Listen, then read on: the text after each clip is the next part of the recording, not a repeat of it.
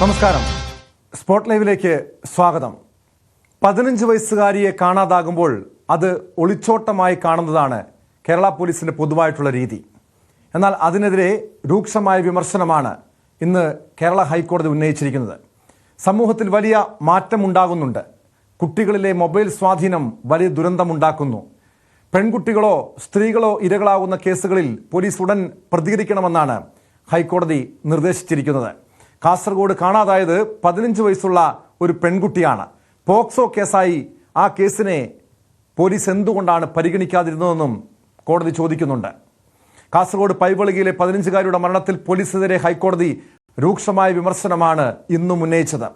അന്വേഷണത്തിനുണ്ടായ വീഴ്ചകളിലും കോടതി വിശദീകരണം തേടിയിട്ടുണ്ട്.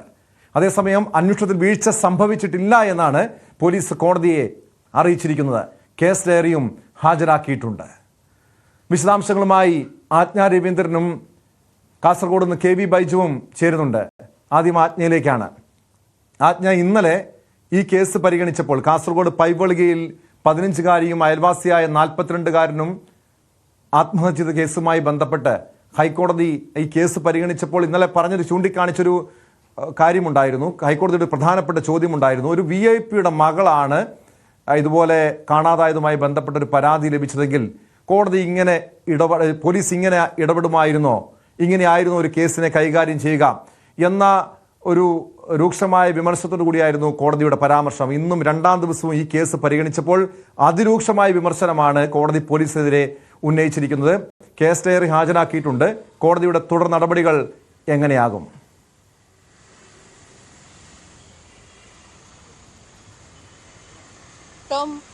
പെൺകുട്ടിയുടെ അമ്മ നൽകിയ ഹേബിയസ് കോർപ്പസ് ഹർജിയിൽ അത് പരിഗണിക്കവെയായിരുന്നു കോടതി ഇത്തരത്തിലൊരു ഇടക്കാല ഉത്തരവിറക്കിയത്. കേസ് ഡയറി കോടതിയിൽ ഇന്ന് ഹാജരാക്കണം, അതുപോലെ പോലീസ് അന്വേഷണ ഉദ്യോഗസ്ഥൻ നേരിട്ട് ഹാജരാകണമെന്നുമായിരുന്നു കോടതി ഉത്തരവിറക്കിയത്. അത് മാത്രമല്ല, പോലീസ് ഇക്കാര്യത്തിൽ കാണിച്ചിട്ടുള്ള വീഴ്ച അക്കമിട്ട് പറഞ്ഞിട്ടാണ് കോടതി രൂക്ഷമായി പോലീസിനെ വിമർശിച്ചിട്ടുള്ളത്. അതേസമയം കേസിൽ വീഴ്ചയില്ല എന്ന് സർക്കാർ അഭിഭാഷകൻ കോടതിയെ അറിയിക്കുകയും ചെയ്തിട്ടുണ്ട്. എന്നിരുന്നാൽ പോലും കോടതി വ്യക്തമായി പറയുന്നുണ്ട് എന്തുകൊണ്ടാണ് ഫോൺ കോൾ ഡീറ്റെയിൽസ് പരിശോധിക്കാതിരുന്നത്, എന്തുകൊണ്ടാണ് പോലീസ് നായയെ തിരയാൻ വിട്ടതിന് ഇത്ര കാലതാമസമുണ്ടായത്, ഫോണിന്റെ ലൊക്കേഷൻ കണ്ടെത്താൻ ഇത്ര വൈകിയത് എന്തുകൊണ്ടാണ്. ഇത്തരം കാര്യങ്ങളൊക്കെ പറയുമ്പോഴും 3 ആഴ്ചയ്ക്ക് ശേഷം ഈ പെൺകുട്ടിയുടെയും ഒപ്പമുണ്ടായത് ഡ്രൈവർ പ്രദീപിന്റെയും മൃതദേഹം തൊട്ടടുത്തുള്ള വീടിന് തൊട്ടടുത്ത് 200 മീറ്റർ അകലെ നിന്നും അത് കണ്ടെത്തി എന്ന് പറയുന്ന സാഹചര്യത്തിൽ 3 ആഴ്ച പഴക്കമുള്ള മൃതദേഹം ജീർണിച്ച അവസ്ഥയിലായിരുന്നു എന്ന് പറയുന്ന സാഹചര്യം ഒക്കെ ചൂണ്ടിക്കാട്ടി തന്നെയാണ് ഹൈക്കോടതി രൂക്ഷ വിമർശനം ഉന്നയിച്ചിരിക്കുന്നത്. മാത്രമല്ല, ഒരു 15 വയസ്സുള്ള പെൺകുട്ടി പോയതിന് ഇത്ര കാലതാമസം എന്താണ് ഈ അന്വേഷണത്തിൽ വരുത്തിയെന്നുള്ള ചോദ്യത്തിന് പോലീസ് കോടതിയെ അറിയിച്ചത് അത് പെൺകുട്ടി ഒളിച്ചോടിപ്പോയി എന്നാണ് ധരിച്ചത് എന്ന ചോദ്യമായിരുന്നു. പക്ഷെ പെൺകുട്ടിക്ക് 15 വയസ്സേ ഉള്ളൂ. ഇത്തരം കേസുകൾ 18 വയസ്സിന് താഴെയുള്ള പെൺകുട്ടികൾ ഒളിച്ചോടിപ്പോയതായാലും മിസ്സിംഗ് ആയാലും മറ്റുള്ളവർ തട്ടിക്കൊണ്ടുപോയത് അത് പോക്സോ കേസ് രജിസ്റ്റർ ചെയ്ത് ഉടൻ അന്വേഷണം ആരംഭിക്കേണ്ടേ എന്ന് തന്നെയാണ് കോടതിയെ ഉന്നയിച്ച ചോദ്യം ഇതാണ്. അത് മാത്രമല്ല, സ്ത്രീകളുടെയും കുട്ടികളുടെയും പ്രശ്നങ്ങൾക്ക് ഉടനടി പരിഹാരം കാണണം. അത്തരം കേസുകളിൽ ഉടനടി പോലീസ് ഇടപെടണം എന്ന് തന്നെയാണ് ഹൈക്കോടതി മുന്നോട്ട് വെച്ചിരിക്കുന്നത്. പെൺകുട്ടിയുടെ അമ്മ നൽകിയ ഹേബിയസ് കോർപ്പസ് ഹർജി അവസാനിപ്പിക്കുന്നില്ല. എന്താണ് സംഭവിച്ചത്, പെൺകുട്ടി ഏത് തരത്തിലാണ് മരിച്ചത്, ഇത്തരം കാര്യങ്ങളൊക്കെ ഇനിയും വ്യക്തത വരാനുണ്ട്. പോലീസ് പ്രാഥമിക അന്വേഷണം മാത്രമേ ഈ കേസിൽ നടത്തിയിട്ടുള്ളൂ. അതിന്റെ റിസൾട്ട് മാത്രമാണ് പെൺകുട്ടിയും ഒപ്പമുണ്ടായിരുന്ന ഡ്രൈവറും ആത്മഹത്യ ചെയ്തതാണെന്ന് പോലീസിന് ബോധ്യപ്പെടുത്താൻ കഴിഞ്ഞിട്ടുള്ളത്. ഇനിയും അന്വേഷണം നടക്കാനുണ്ട്, ഫോറൻസിക് പരിശോധനകളുടെ ഫലം വരാനുണ്ട്. ഇത്തരം കാര്യങ്ങൾക്കൊക്കെ ശേഷം മാത്രമേ ഈ കേസ് ക്ലോസ് ചെയ്യുമെന്നാണ് ജസ്റ്റിസ് ദേവൻ രാമചന്ദ്രനും തീർച്ചയായും ആജ്ഞ രവീന്ദ്രൻ സൂചിപ്പിച്ചതുപോലെ കേസ് ഡയറി വിശദമായി പരിശോധിച്ച ശേഷം അല്പസമയത്തിനകം ഹൈക്കോടതി കേസ് വീണ്ടും പരിഗണിക്കുന്നുണ്ട്. കെ വി ബൈജു കാസർഗോഡ് നിന്ന് ചേരുന്നു. ബൈജു, നമുക്കറിയാം ഈ പൈവളികയിലെ 10ാം ക്ലാസ്സുകാരിയും 42-കാരനും ആത്മഹത്യ ചെയ്ത കേസിന്റെ അന്വേഷണത്തിൽ പുറത്തുവരുന്നത് ഞെട്ടിപ്പിക്കുന്ന വിവരങ്ങളാണ്. പെൺകുട്ടിയും യുവാവും ഒന്നിച്ചുള്ള 92 ചിത്രങ്ങളിൽ ഇരുവരും തമ്മിലുള്ള ബന്ധത്തെക്കുറിച്ച് പറയാതെ തന്നെ പറയുന്നുണ്ട്. വീട്ടുകാരും സുഹൃത്തുക്കളും അറിയാതെ അവർ പലയിടങ്ങളിലും പോയിട്ടുണ്ടാകണം. പെൺകുട്ടിയെ കാണാനില്ലെന്ന പരാതി ലഭിച്ചിട്ട് പോലീസ് എന്തുകൊണ്ടാണ് അന്വേഷണം നടത്താതിരുന്നത്? പോലീസ് അന്വേഷണത്തിലെ വീഴ്ചകളോ അക്കമിട്ട് തുറന്നു കാട്ടുന്നതാണ് ഹൈക്കോടതി ഉന്നയിച്ചിരിക്കുന്ന ഓരോ ചോദ്യങ്ങളും.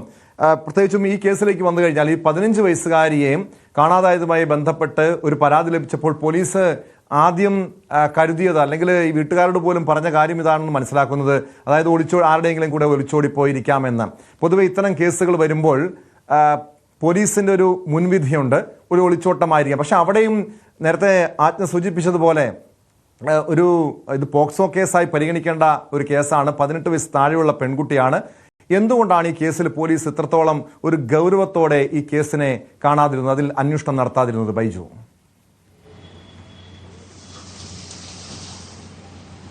ടോമെ, തീർച്ചയായും പ്രായപൂർത്തിയാകാത്ത ഇത്തരത്തിൽ കുട്ടികൾക്ക് വേണ്ടി പ്രത്യേക കോടതി, അതുപോലെ തന്നെ നിയമങ്ങളൊക്കെ നിലനിൽക്കുന്ന ഒരു രാജ്യത്താണ് ഇത്തരത്തിൽ 15 വയസ്സായ ഒരു പെൺകുട്ടിയെ കാണാതാവുമ്പോൾ അതൊരു ഒളിച്ചോട്ടം എന്ന നിലയിൽ പോലീസ് കരുതുകയും ആ രീതിയിൽ അന്വേഷണം നടത്തുകയും ചെയ്യുന്നത് എന്നത് ഏറ്റവും ഈ കോടതി സൂചിപ്പിച്ചതുപോലെ തന്നെ സങ്കടകരമായ ഒരു കാര്യം തന്നെയാണ്.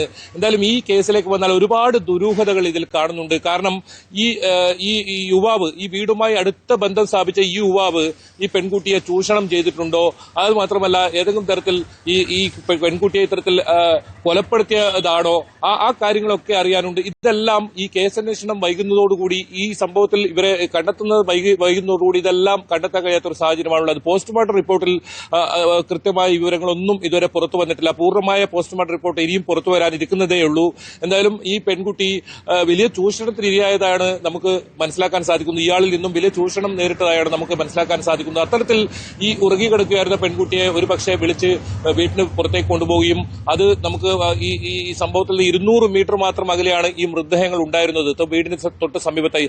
അത്തരത്തിൽ ഏതെങ്കിലും തരത്തിൽ കൊലപാതകം നടത്തിയതിനു ശേഷം ഇയാൾ ആത്മഹത്യ ചെയ്തതാണോ, അങ്ങനെ കൊലപാതകം നടത്താനിടയായ കാരണം എന്താണ്, ഇത്തരം കാര്യങ്ങളിലേക്കൊക്കെ അന്വേഷണം നടക്കേണ്ടതുണ്ട്. പക്ഷേ നിർഭാഗ്യവശാൽ വളരെ വൈകിയാണ് ഈ മൃതദേഹങ്ങൾ കണ്ടെത്തിയത്. അതുകൊണ്ട് തന്നെ ഇത്തരം തെളിവുകൾ കിട്ടുന്നതിൽ ഇപ്പോൾ വലിയ പരിമിതിയുണ്ട്.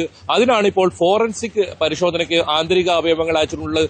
ആ ഫോറൻസിക് പരിശോധനയിൽ നിർണായകമായ വിവരങ്ങൾ വരും. ഒരുപക്ഷെ ഞെട്ടിപ്പിക്കുന്ന വിവരങ്ങൾ, നമുക്ക് ലഭിച്ച ഒരുപാട് വിവരങ്ങളുണ്ട്. അത് പക്ഷേ ഇത്തരം ഫോറൻസിക് പരിശോധനാ ഫലം ഔദ്യോഗികമായി എത്തിയാൽ മാത്രമേ അത്തരം വിവരങ്ങൾ പുറത്തുവിടാൻ സാധിക്കൂ. അത്തരത്തിൽ ഞെട്ടിപ്പിക്കുന്ന ഒരുപാട് വിവരങ്ങൾ നമുക്ക് ഇതിൽ നിന്ന് ലഭിക്കുന്നുണ്ട്. മാത്രമല്ല ടോം സൂചിപ്പിച്ചതുപോലെ തന്നെ 90-ലധികം ഫോട്ടോകളാണ് ഈ പെൺകുട്ടിയുടെ ഇയാൾ മൊബൈൽ പകർത്തുകയും ഇയാളുടെ വീട്ടിലേക്കും മറ്റും അയച്ചു കൊടുക്കുന്നത്. 10ാം ക്ലാസ്സിൽ പഠിക്കുന്ന ഒരു പെൺകുട്ടിയുടെ ഇത്തരത്തിലുള്ള ഫോട്ടോകൾ എന്തിനാണ് ഇയാൾ ഈ രീതിയിൽ അയച്ചു കൊടുത്തത്? ഇനി ഒരു പക്ഷേ ഇവർ തമ്മിൽ അടുപ്പത്തിലുണ്ടെങ്കിൽ തന്നെ ഏത് രീതിയിലായിരിക്കും ഇവർ തമ്മിലുണ്ടായ ഇടപാട്, ഏത് രീതിയിലായിരിക്കും ഈ കുട്ടിയെ ഇയാൾ ചൂഷണം ചെയ്ത്, അത്തരം കാര്യങ്ങളൊക്കെ അറിയേണ്ടതുണ്ട്. ഏതായാലും പോലീസ് അന്വേഷണം ആ വഴിക്കൊന്നും നീങ്ങിയിട്ടില്ല, അത്തരം തെളിവുകളൊന്നും ലഭിച്ചിട്ടില്ല എന്ന് തന്നെയാണ് മനസ്സിലാക്കാൻ സാധിക്കുന്നത്. ഇതൊരു ഒളിച്ചോട്ടമായി പോലീസ് ആദ്യം കാണുന്നു. ഫെബ്രുവരി 12-ാം തീയതി പരാതി നൽകുന്നു.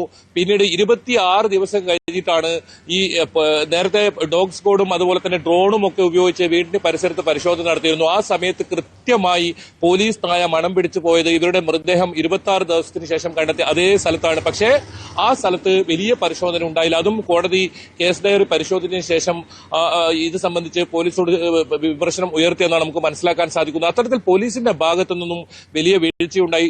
ഇത് ഹേബിയസ് കോർപ്പസായി ഇത്തരത്തിൽ ഹൈക്കോടതിയിലേക്ക് എത്തിയപ്പോഴാണ് ഒരു പക്ഷേ പോലീസ് ഉണർന്നു പ്രവർത്തിച്ചെന്ന് പറയേണ്ടി വരും. അപ്പോഴാണ് വലിയ സംവിധാനങ്ങളോടുകൂടി ഈ 27 പോലീസ് സ്റ്റേഷനിലുള്ള പോലീസുകാരൊക്കെ ഒരുമിച്ചെത്തി ഇത്തരത്തിൽ വ്യാപകമായ തെരച്ചിൽ നടത്തുകയും നാട്ടുകാരുടെ സഹകരണത്തോടെ തെരച്ചിൽ നടത്തുകയും അത്തരത്തിൽ പിന്നീട് ഈ മൃതദേഹം കണ്ടെത്തുന്ന സാഹചര്യം ഉണ്ടായത്. എന്തായാലും ഈ യുവാവിനെ കുറിച്ച്, ഈ പെൺകുട്ടിയുമായി ഒരുമിച്ചുണ്ടായിരുന്ന ഈ ആത്മഹത്യ ചെയ്ത ഈ യുവാവിനെ കുറിച്ചുള്ള കൂടുതൽ വിവരങ്ങൾ അറിയേണ്ടതുണ്ട്. ഇയാൾ ഇതിനു മുമ്പും ഏതെങ്കിലും തരത്തിൽ ഇത്തരത്തിൽ പെൺകുട്ടികളെ അങ്ങനെ എന്തെങ്കിലും ചൂഷണം ചെയ്തിട്ടുണ്ടോ, അത്തരം കാര്യങ്ങൾ അറിയേണ്ടത്. ഏതായാലും നമ്മുടെ പെൺകുട്ടികളുള്ള വീടുകളിൽ ഒരു പക്ഷേ ഈ കാസർഗോഡ് പൈവേളികയിലെ ഈ സംഭവം വലിയ ഒരു സന്ദേശമാണ് നൽകുന്നത്. ഇത്തരത്തിൽ സൗഹൃദം നടിച്ചും അതുപോലെ തന്നെ വീട്ടുകാരുമായുള്ള സൗഹൃദം നടിച്ചും ഒക്കെ ചൂഷണം ചെയ്യുന്ന ഒരുപാട് വാർത്തകൾ നമ്മൾ റിപ്പോർട്ട് ചെയ്തു.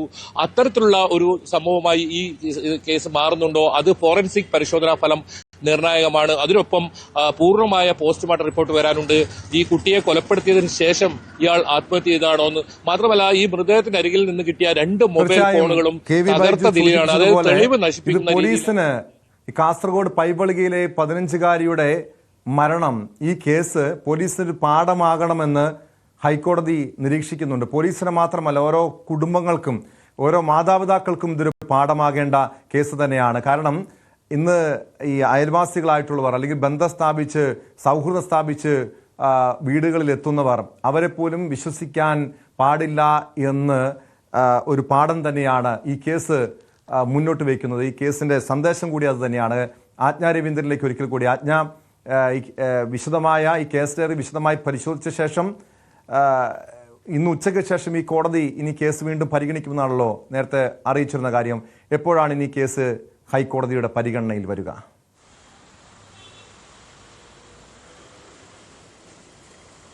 ടോം, ഹേബിയസ് കോർപ്പസ് ഹർജിയിലാണ് ഇനി അമ്മ കൊടുത്തിട്ടുള്ള ഹേബിയസ് കോർപ്പസ് ഹർജിയിലാണ് ഇനി അന്തിമ തീരുമാനമാകേണ്ടത്. കേസ് അന്വേഷണം എവിടെ വരെ എത്തി നിൽക്കും എന്നറിഞ്ഞതിന് ശേഷം മാത്രമേ അത് ക്ലോസ് ചെയ്യുന്നുള്ളൂ എന്നുള്ള കോടതിയുടെ തീരുമാനത്തിലാണ് ഇവിടെ വരെ ഇപ്പോൾ ഈ അന്വേഷണ ഉദ്യോഗസ്ഥൻ കേസ് ഡയറിയുമായി കോടതിയിൽ ഹാജരാകേണ്ടുന്ന സാഹചര്യം വരെ എത്തിച്ചത്. ആ ഒരു ഇടക്കാല ഉത്തരവിലാണ്. അതുകൊണ്ട് തന്നെ ഇത് ഹേബിയസ് കോർപ്പസ് ഹർജി ഉച്ചയ്ക്ക് ശേഷം പരിഗണിക്കുന്നുണ്ട്. 1:45 പറഞ്ഞത്, പക്ഷേ കോടതി ഇതുവരെ കേസ് എടുത്തിട്ടില്ല എന്നാണ് മനസ്സിലാക്കാൻ കഴിയുന്നത്. എന്തായാലും ലഞ്ച് ബ്രേക്കിന് ശേഷം കോടതി വീണ്ടും ചേരുമ്പോൾ അടിയന്തര പ്രാധാന്യത്തോടു കൂടി തന്നെ ഈ കേസ് പരിഗണിക്കുമെന്നാണ് മനസ്സിലാക്കാൻ കഴിയുന്നത്. പക്ഷേ കോടതി സൂചിപ്പിച്ചൊരു പ്രധാനപ്പെട്ട കാര്യമുണ്ട് കേട്ടോ. ഒന്ന്, പോക്സോ കേസ് അല്ലെങ്കിൽ കുട്ടികൾക്കും സ്ത്രീകൾക്കും എതിരെയുള്ള കേസുകൾ അടിയന്തരമായി പോലീസ് ഇടപെടണം. ഇത് പോലീസിനൊരു പാഠമാകണം. രണ്ടാമത്തത്, കുട്ടികളുടെ കയ്യിൽ മൊബൈൽ ഫോണിന്റെ യൂസേജ് കൂടി വരുന്ന ഒരു കാലം. ഈ കാലത്തെ പറ്റി കോടതി പോലും അങ്ങേയറ്റം ആശങ്കയോട് കൂടിയാണ് രേഖപ്പെടുത്തുന്നത്. കാരണം 15 വയസ്സുള്ള ഒരു പെൺകുട്ടി, ഈ 15 വയസ്സുള്ള പെൺകുട്ടിയുടെ 90ഓളം ചിത്രങ്ങൾ, 42ഓളം വയസ്സ് എത്തി നിൽക്കുന്ന ഈ പ്രദീപ് എന്ന് പറയുന്ന ഡ്രൈവറുടെ കയ്യിലെത്തുന്ന ഇവർ തമ്മിലുണ്ടായിരുന്ന ബന്ധം എന്താണ്, ഏത് തരത്തിലാണ് ഈ കുട്ടിയെ അദ്ദേഹം മിസ്യൂസ് ചെയ്തിട്ടുള്ളത്, ഇത്തരം കാര്യങ്ങളൊക്കെ ഇനി പുറത്തു വരാനുണ്ട്.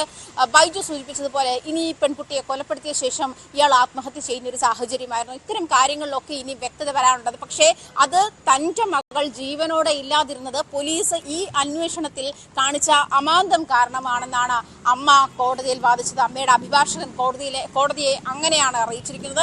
അതുകൊണ്ട് തന്നെ അത് മാത്രമല്ല, പോലീസിന്റെ അതായത് പൈവളികയിൽ ഒരു പോലീസ് സ്റ്റേഷനില്ല. ഈ പോലീസിന്റെ ജോലിഭാരം, ഇത്തരം കാര്യങ്ങളൊക്കെ പോലീസുകാർ പറയുന്നുണ്ടെങ്കിൽ പോലും ഇതിനായിട്ട് ഈ പെൺകുട്ടിയുടെ അമ്മ ഹേബിയസ് കോർപ്പസ് ഫയൽ ചെയ്ത ശേഷം ജില്ലാ പോലീസ് മേധാവിക്കാണ് പരാതി നൽകിയിരുന്നു.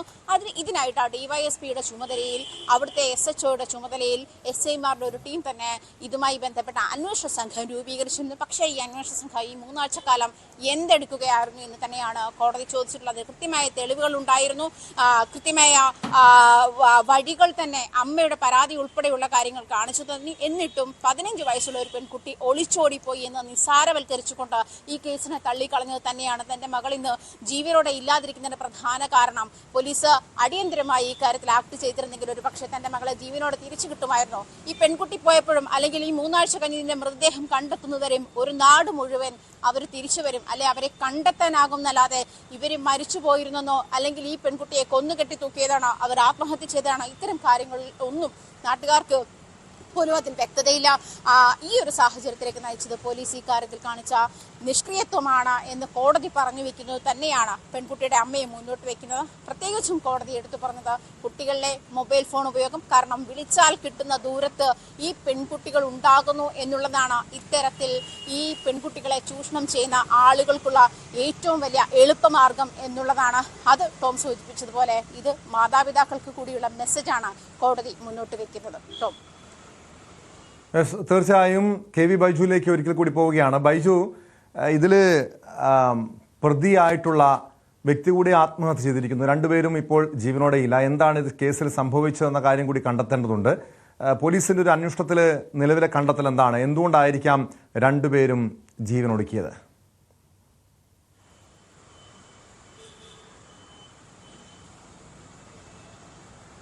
ഇത്രയും ദിവസമായിട്ടും ഒരു ഉത്തരം നൽകാൻ സാധിക്കുന്നില്ല എന്നതാണ് ഇതിൽ ഏറ്റവും പ്രധാനം. അതുമാത്രമല്ല, ഈ ഒരു ഓട്ടോ ഡ്രൈവറായ ഒരാളാണ് ഇയാളുടെ സുഹൃത്തുക്കൾ ഉണ്ടാകും. അത്തരം ആളുകളോട് ഒന്നും വലിയ രീതിയിൽ ഇത് സംബന്ധിച്ച അന്വേഷണം പോലീസിന്റെ എത്തിയിട്ടില്ല എന്നാണ് മനസ്സിലാക്കാൻ സാധിക്കുന്നത്. അങ്ങനെയാണെങ്കിൽ ഒരു പക്ഷേ ഇത്തരം കാര്യങ്ങൾ എന്തെങ്കിലും അവരോട് പങ്കുവച്ചിട്ടുണ്ടോ, ആ കാര്യങ്ങളൊക്കെ അറിയേണ്ടത്. ഈ കുട്ടീനെ ഒരു പക്ഷേ മറ്റെന്തെങ്കിലും പറഞ്ഞ് പ്രലോഭിപ്പിച്ച് വീട്ടിൽ പുറത്തിറക്കി കൊലപ്പെടുത്തുകയായിരുന്നു. അത്തരം കാര്യങ്ങളൊക്കെ അറിയേണ്ടതുണ്ട്. ഏതായാലും ടോം സൂചിപ്പിച്ചതുപോലെ തന്നെ ഓരോ പെൺമക്കളുള്ള വീടുകളിലും ആശങ്കയുണ്ടാക്കുന്ന ഒരു വാർത്ത തന്നെയാണ് ഇത്. ഒരു നിസ്സാരമായ ഒരു ഒളിച്ചോട്ടം, അതായത് 10ാം ക്ലാസ്സുകാരിയായ ഒരു പെൺകുട്ടിയും 42കാരനായ ഒരു യുവാവും തമ്മിൽ പ്രണയം, അതിനുശേഷം ഇവർ വിവാഹം കഴിക്കാതെ ആത്മഹത്യ ചെയ്യുന്ന രീതിയിൽ ഇതിനെ ചിത്രീകരിക്കുന്നത് വലിയ ദുഃഖകരമാണ്. അത്തരത്തിൽ ഒരുപക്ഷെ കാര്യങ്ങൾ അങ്ങനെയല്ല. അത് ഈ കുട്ടി ഒന്നും അറിയാത്ത ഈ കുട്ടിയെ മോഡൽ പരീക്ഷ എഴുതി SSLC പരീക്ഷ എഴുതാൻ വേണ്ടി ഈ നിൽക്കുന്ന ഒരു സമയത്താണ് ഇത്തരത്തിലുള്ളൊരു ദുരന്തം സംഭവിക്കുന്നത്. ആ കുട്ടിയെ സംബന്ധിച്ചിടത്തോളം ഈ പെൺകുട്ടിയെ സ്കൂളുകളിലേക്ക് എത്തിക്കുന്നതും ഈ വീട്ടുകാരുടെ ആവശ്യങ്ങളൊക്കെ നിറവേറ്റി ഈ പെൺകുട്ടിയെ ഇത്തരത്തിൽ ചൂഷണം ചെയ്തതാണോ, ഇതൊക്കെ അറിയേണ്ടതുണ്ട്. മാത്രമല്ല ഇനി ഇത്തരം ഒരു സംഭവം അത് കോടതി കൃത്യമായി പറയുന്നുണ്ട്. ഇത്തരം ഒരു സംഭവം ആവർത്തിക്കാതിരിക്കാൻ നീതി ലഭിക്കുന്നത് അത് പാവപ്പെട്ടവർക്കും അത് സമ്പന്നർക്കായാലും ഒരേപോലെ ആയിരിക്കണം. അല്ലാതെ VIP ആകുമ്പോൾ എന്തെങ്കിലും ഒരു സംഭവങ്ങൾ നടക്കുമ്പോൾ അതിന് ഊർജിതമായ അന്വേഷണം അതുപോലെ നടക്കുക. മറ്റ് ഇത്തരം പാവപ്പെട്ടവരുടെ കേസുകൾ വരുമ്പോൾ അത് ദിവസങ്ങളോളം എടുക്കുക. ഒരു പക്ഷേ 1-2 ദിവസം ഊർജിതമായ തെരച്ചിൽ ആദ്യ ദിവസം നടത്തിയിട്ടുണ്ടെങ്കിൽ ഈ കുട്ടിയെ ജീവനോടെ KV ബൈജുവും ആജ്ഞ രവീന്ദ്രനുമാണ് വിവരങ്ങൾ നൽകിയത്. കാസർഗോഡ് 15-കാരിയും 42-കാരനും ആത്മഹത്യ ചെയ്ത കേസിലാണ് പോലീസിനെതിരെ ഹൈക്കോടതി രൂക്ഷമായ വിമർശനം ഉന്നയിച്ചിരിക്കുന്നത്. കേസ് ഡയറി ഇന്ന് അന്വേഷണ ഉദ്യോഗസ്ഥൻ നേരിട്ട് ഹാജരായി കോടതിയിൽ സമർപ്പിച്ചിട്ടുണ്ട്. വിശദമായി ഈ കേസ് ഡയറി പരിശോധിച്ച ശേഷം അല്പസമയത്തിനകം കോടതി വീണ്ടും ഈ കേസ് പരിഗണിക്കുന്നുണ്ട്. ഇപ്പോൾ വന്നൊരു പ്രധാനപ്പെട്ട വാർത്തയിലേക്കാണ് സ്പോട്ട് ലൈവിന് പോകുന്നത്. പാതിവില തട്ടിപ്പിൽ മുഖ്യപ്രതിയും സായിഗ്രാം ഡയറക്ടറുമായ KN ആനന്ദ്കുമാർ ക്രൈംബ്രാഞ്ച് കസ്റ്റഡിയിൽ. മുൻകൂർ ജാമ്യാപേക്ഷ കോടതി തള്ളിയതിന് പിന്നാലെയാണ് കസ്റ്റഡിയിലെടുത്തത്. പാതിവില പദ്ധതിയുടെ മുഖ്യ ആസൂത്രകൻ ആനന്ദ്കുമാർ എന്നാണ് ക്രൈംബ്രാഞ്ച് കണ്ടെത്തൽ. ഡാൻ കുര്യൻ ചേരുന്നു വിവരങ്ങളുമായി. ഡാൻ, സംസ്ഥാനത്ത് ഈ സമീപകാലത്ത് നടന്ന ഏറ്റവും വലിയ തട്ടിപ്പ് കേസുകൾ ഒന്നാണ് ഈ പാതിവില തട്ടിപ്പ് കേസ്. ഇതിൽ മുഖ്യപ്രതി നേരത്തെ പിടിയിലായതാണ്. പക്ഷേ ഇതിലെ മുഖ്യപ്രതികളിൽ ഒരാളായ ആനന്ദ്കുമാറിനെ പിടികൂടാൻ, കസ്റ്റഡിയിലെടുക്കാൻ ക്രൈംബ്രാഞ്ചിന് ഏറെ നിയമപോരാട്ടം തന്നെ നടത്തേണ്ടി വന്നത്. കാരണം ഇയാളുടെ മുൻകൂർ ജാമ്യാപേക്ഷ കോടതി തള്ളിയതിന് പിന്നാലെയാണ് നടപടി ഉണ്ടായിരിക്കുന്നത്. എവിടെയാണിപ്പോൾ ആനന്ദ്കുമാർ ഉള്ളത്? ഈ ക്രൈംബ്രാഞ്ച് ഈ കേസുമായി ബന്ധപ്പെട്ട ക്രൈംബ്രാഞ്ചിന്റെ അടുത്ത നീക്കങ്ങൾ എന്തൊക്കെയായിരിക്കും? ഡാൻ, തിരുവനന്തപുരം സെഷൻസ് കോടതിയാണ് ഇങ്ങനെ ഒരു നടപടിയിലേക്ക് കടന്നത്. അതായത് ക്രൈംബ്രാഞ്ച് നൽകിയ റിപ്പോർട്ടിൽ പരാമർശിച്ചിരുന്നത് ഈ സംഭവങ്ങളുടെ ആസൂത്രണത്തിൽ കൃത്യമായി സായിഗ്രാമം മുൻ ഡയറക്ടർ കൂടിയായ ആനന്ദകുമാറിന് പങ്കുണ്ട് എന്നായിരുന്നു. അത് ശരിവെക്കുന്ന തരത്തിലേക്ക് കോടതിയുടെ മുമ്പിൽ തെളിവുകൾ ഉൾപ്പെടെയാണ് ക്രൈംബ്രാഞ്ച് സംഘം സമർപ്പിക്കുന്ന സാഹചര്യമുണ്ടായത്. അത് മുഖവിലേക്ക് എടുത്തുകൊണ്ടാണ് മുൻകൂർ ജാമ്യാപേക്ഷ തള്ളിക്കൊണ്ട് ആനന്ദകുമാറിനെ കസ്റ്റഡിയിലെടുത്ത് ചോദ്യം ചെയ്യാനുള്ള ക്രൈംബ്രാഞ്ചിന്റെ നീക്കത്തിന് ഗതിവേഗം പകരുന്ന തരത്തിൽ കോടതിയുടെ ഭാഗത്തു നിന്നുള്ള നിർണായകമായ ഉത്തരവ് വന്നത്. അതിന് പിന്നാലെ ശാസ്തമംഗലത്തുള്ള അദ്ദേഹത്തിന്റെ വസതിയിൽ നിന്നാണ് ക്രൈംബ്രാഞ്ചിന്റെ സാമ്പത്തിക കുറ്റാന്വേഷണ വിഭാഗം ഏതാനും മിനിറ്റുകൾക്ക് മുമ്പ് ആനന്ദകുമാറിനെ കസ്റ്റഡിയിലെടുത്തത്. പക്ഷേ അതിന് പിന്നാലെ ശാരീരികമായ അസ്വാസ്ഥ്യം അനുഭവപ്പെട്ടതിനെ തുടർന്ന് അദ്ദേഹത്തെ സമീപത്തുള്ള സ്വകാര്യ ആശുപത്രിയിൽ പ്രവേശിപ്പിച്ചിരിക്കുകയാണ്. അദ്ദേഹത്തിന്റെ ആരോഗ്യനില കൃത്യമായി ഡോക്ടർമാരുടെ സംഘം നിരീക്ഷിച്ചു വരുന്നു. പക്ഷേ അങ്ങനെ വലിയ തരത്തിലുള്ള പ്രശ്നങ്ങളൊന്നും ഉള്ളതായി ഇതുവരെയുള്ള പരിശോധനയിൽ കണ്ടെത്താൻ കഴിഞ്ഞിട്ടില്ല എന്നാണ് സൂചന. ആ പരിശോധനകൾ പൂർത്തിയാക്കി മറ്റ് പ്രശ്നങ്ങളൊന്നുമില്ല എങ്കിൽ ക്രൈംബ്രാഞ്ചിന്റെ കസ്റ്റഡിയിലേക്ക് വിടും. അങ്ങനെയാണെങ്കിൽ ക്രൈംബ്രാഞ്ച് ഓഫീസിൽ എത്തിച്ചായിരിക്കും എക്കണോമിക് ഒഫൻസ് വിംഗ് വിശദമായ ചോദ്യം ചെയ്യലിന് വിധേയമാക്കുക. ക്രൈംബ്രാഞ്ച് മേധാവിയും ADGPയുമായ H. വെങ്കടേഷിന്റെ നേതൃത്വത്തിലുള്ള സംഘമാണ് ഈ കേസിന്റെ അന്വേഷണം നടത്തുന്നത്. ഏതാണ്ട് 1000 കോടി രൂപയുടെ മുകളിലുള്ള വൻ സാമ്പത്തിക തട്ടിപ്പാണ് നടന്നിരിക്കുന്നത് എന്നാണ് അന്വേഷണത്തിൽ പ്രാഥമികമായി നടത്തിയ അന്വേഷണത്തിലെ കണ്ടെത്തൽ. ഇതുമായി ബന്ധപ്പെട്ട് സംസ്ഥാനത്തിന്റെ വിവിധ ഇടങ്ങളിൽ രജിസ്റ്റർ ചെയ്തിരിക്കുന്ന കേസുകൾ മുഴുവൻ ക്രൈംബ്രാഞ്ചിന്റെ പ്രത്യേക സംഘമാണ് അന്വേഷിച്ചുകൊണ്ടിരിക്കുന്നത്. ഈ കേസിൽ ആനന്ദകുമാറിന് പുറമെ മറ്റേതെങ്കിലും ഉന്നതർക്ക് പങ്കുണ്ടോ, ആരുടെയെങ്കിലും അറിവോടെ അവർ ഈ തട്ടിപ്പിന്റെ ഭാഗമായിട്ടുണ്ടോ, ഈ കാര്യങ്ങളിലൊക്കെ വ്യക്തമായ ഒരു ഉത്തരം ലഭിക്കാൻ സായിഗ്രാമം ഡയറക്ടർ കൂടിയായ ആനന്ദകുമാറിനെ വിശദമായി ചോദ്യം ചെയ്തതിലൂടെ കഴിയുമെന്നൊരു നിഗമനത്തിലാണ് അന്വേഷണ സംഘം അദ്ദേഹത്തെ കസ്റ്റഡിയിലെടുത്ത് അല്പസമയത്തിനകം വിശദമായി ചോദ്യം ചെയ്യാൻ പോകുന്നത്.